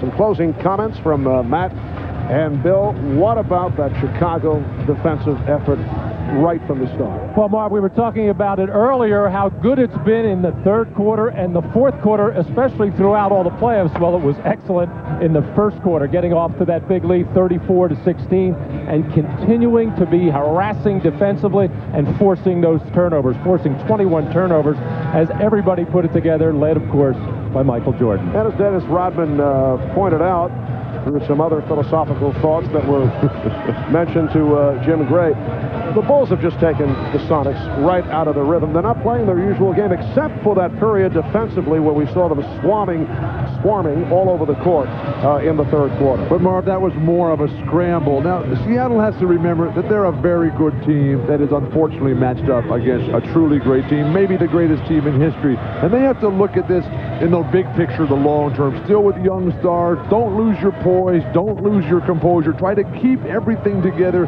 keep the fans interested in with hope, and then learn from this. Learn, Marv, how hard Michael Jordan has sacrificed to work to get to where he is right now. That's the mission and purpose for Gary Payton and Sean Kemp the rest of the way. Well, let's take a look at the scoring totals. The Bulls with a balanced attack. Jordan with the 36. Longley, that is a career playoff high, 8 of 13, an outstanding all-around performance by the Bulls center, Luc Longley, 19 points in all. Toni Kukoč, 4 of 11, 14 points. Scottie Pippen, 5 of 14, did not shoot well, finished with 12, but did other things in terms of rebounding and assists. And as it turns out, you mentioned the fact that the Bulls were slightly out of their rhythm at the start because Kukoč started. Obviously, it did not matter. Well, Michael Jordan just was perfect today. We could see it in his pregame comments to us, the focus, the energy, the enthusiasm. He was not to be denied today. His mission, one more game, and then it's complete.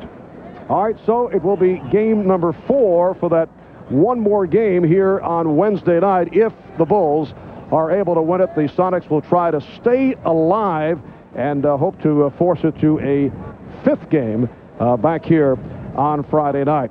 That's it for the game portion of our telecast. Marv Albert with Matt Kukoč and Bill Walton. Now let's throw it to Bob Costas upstairs. Bob?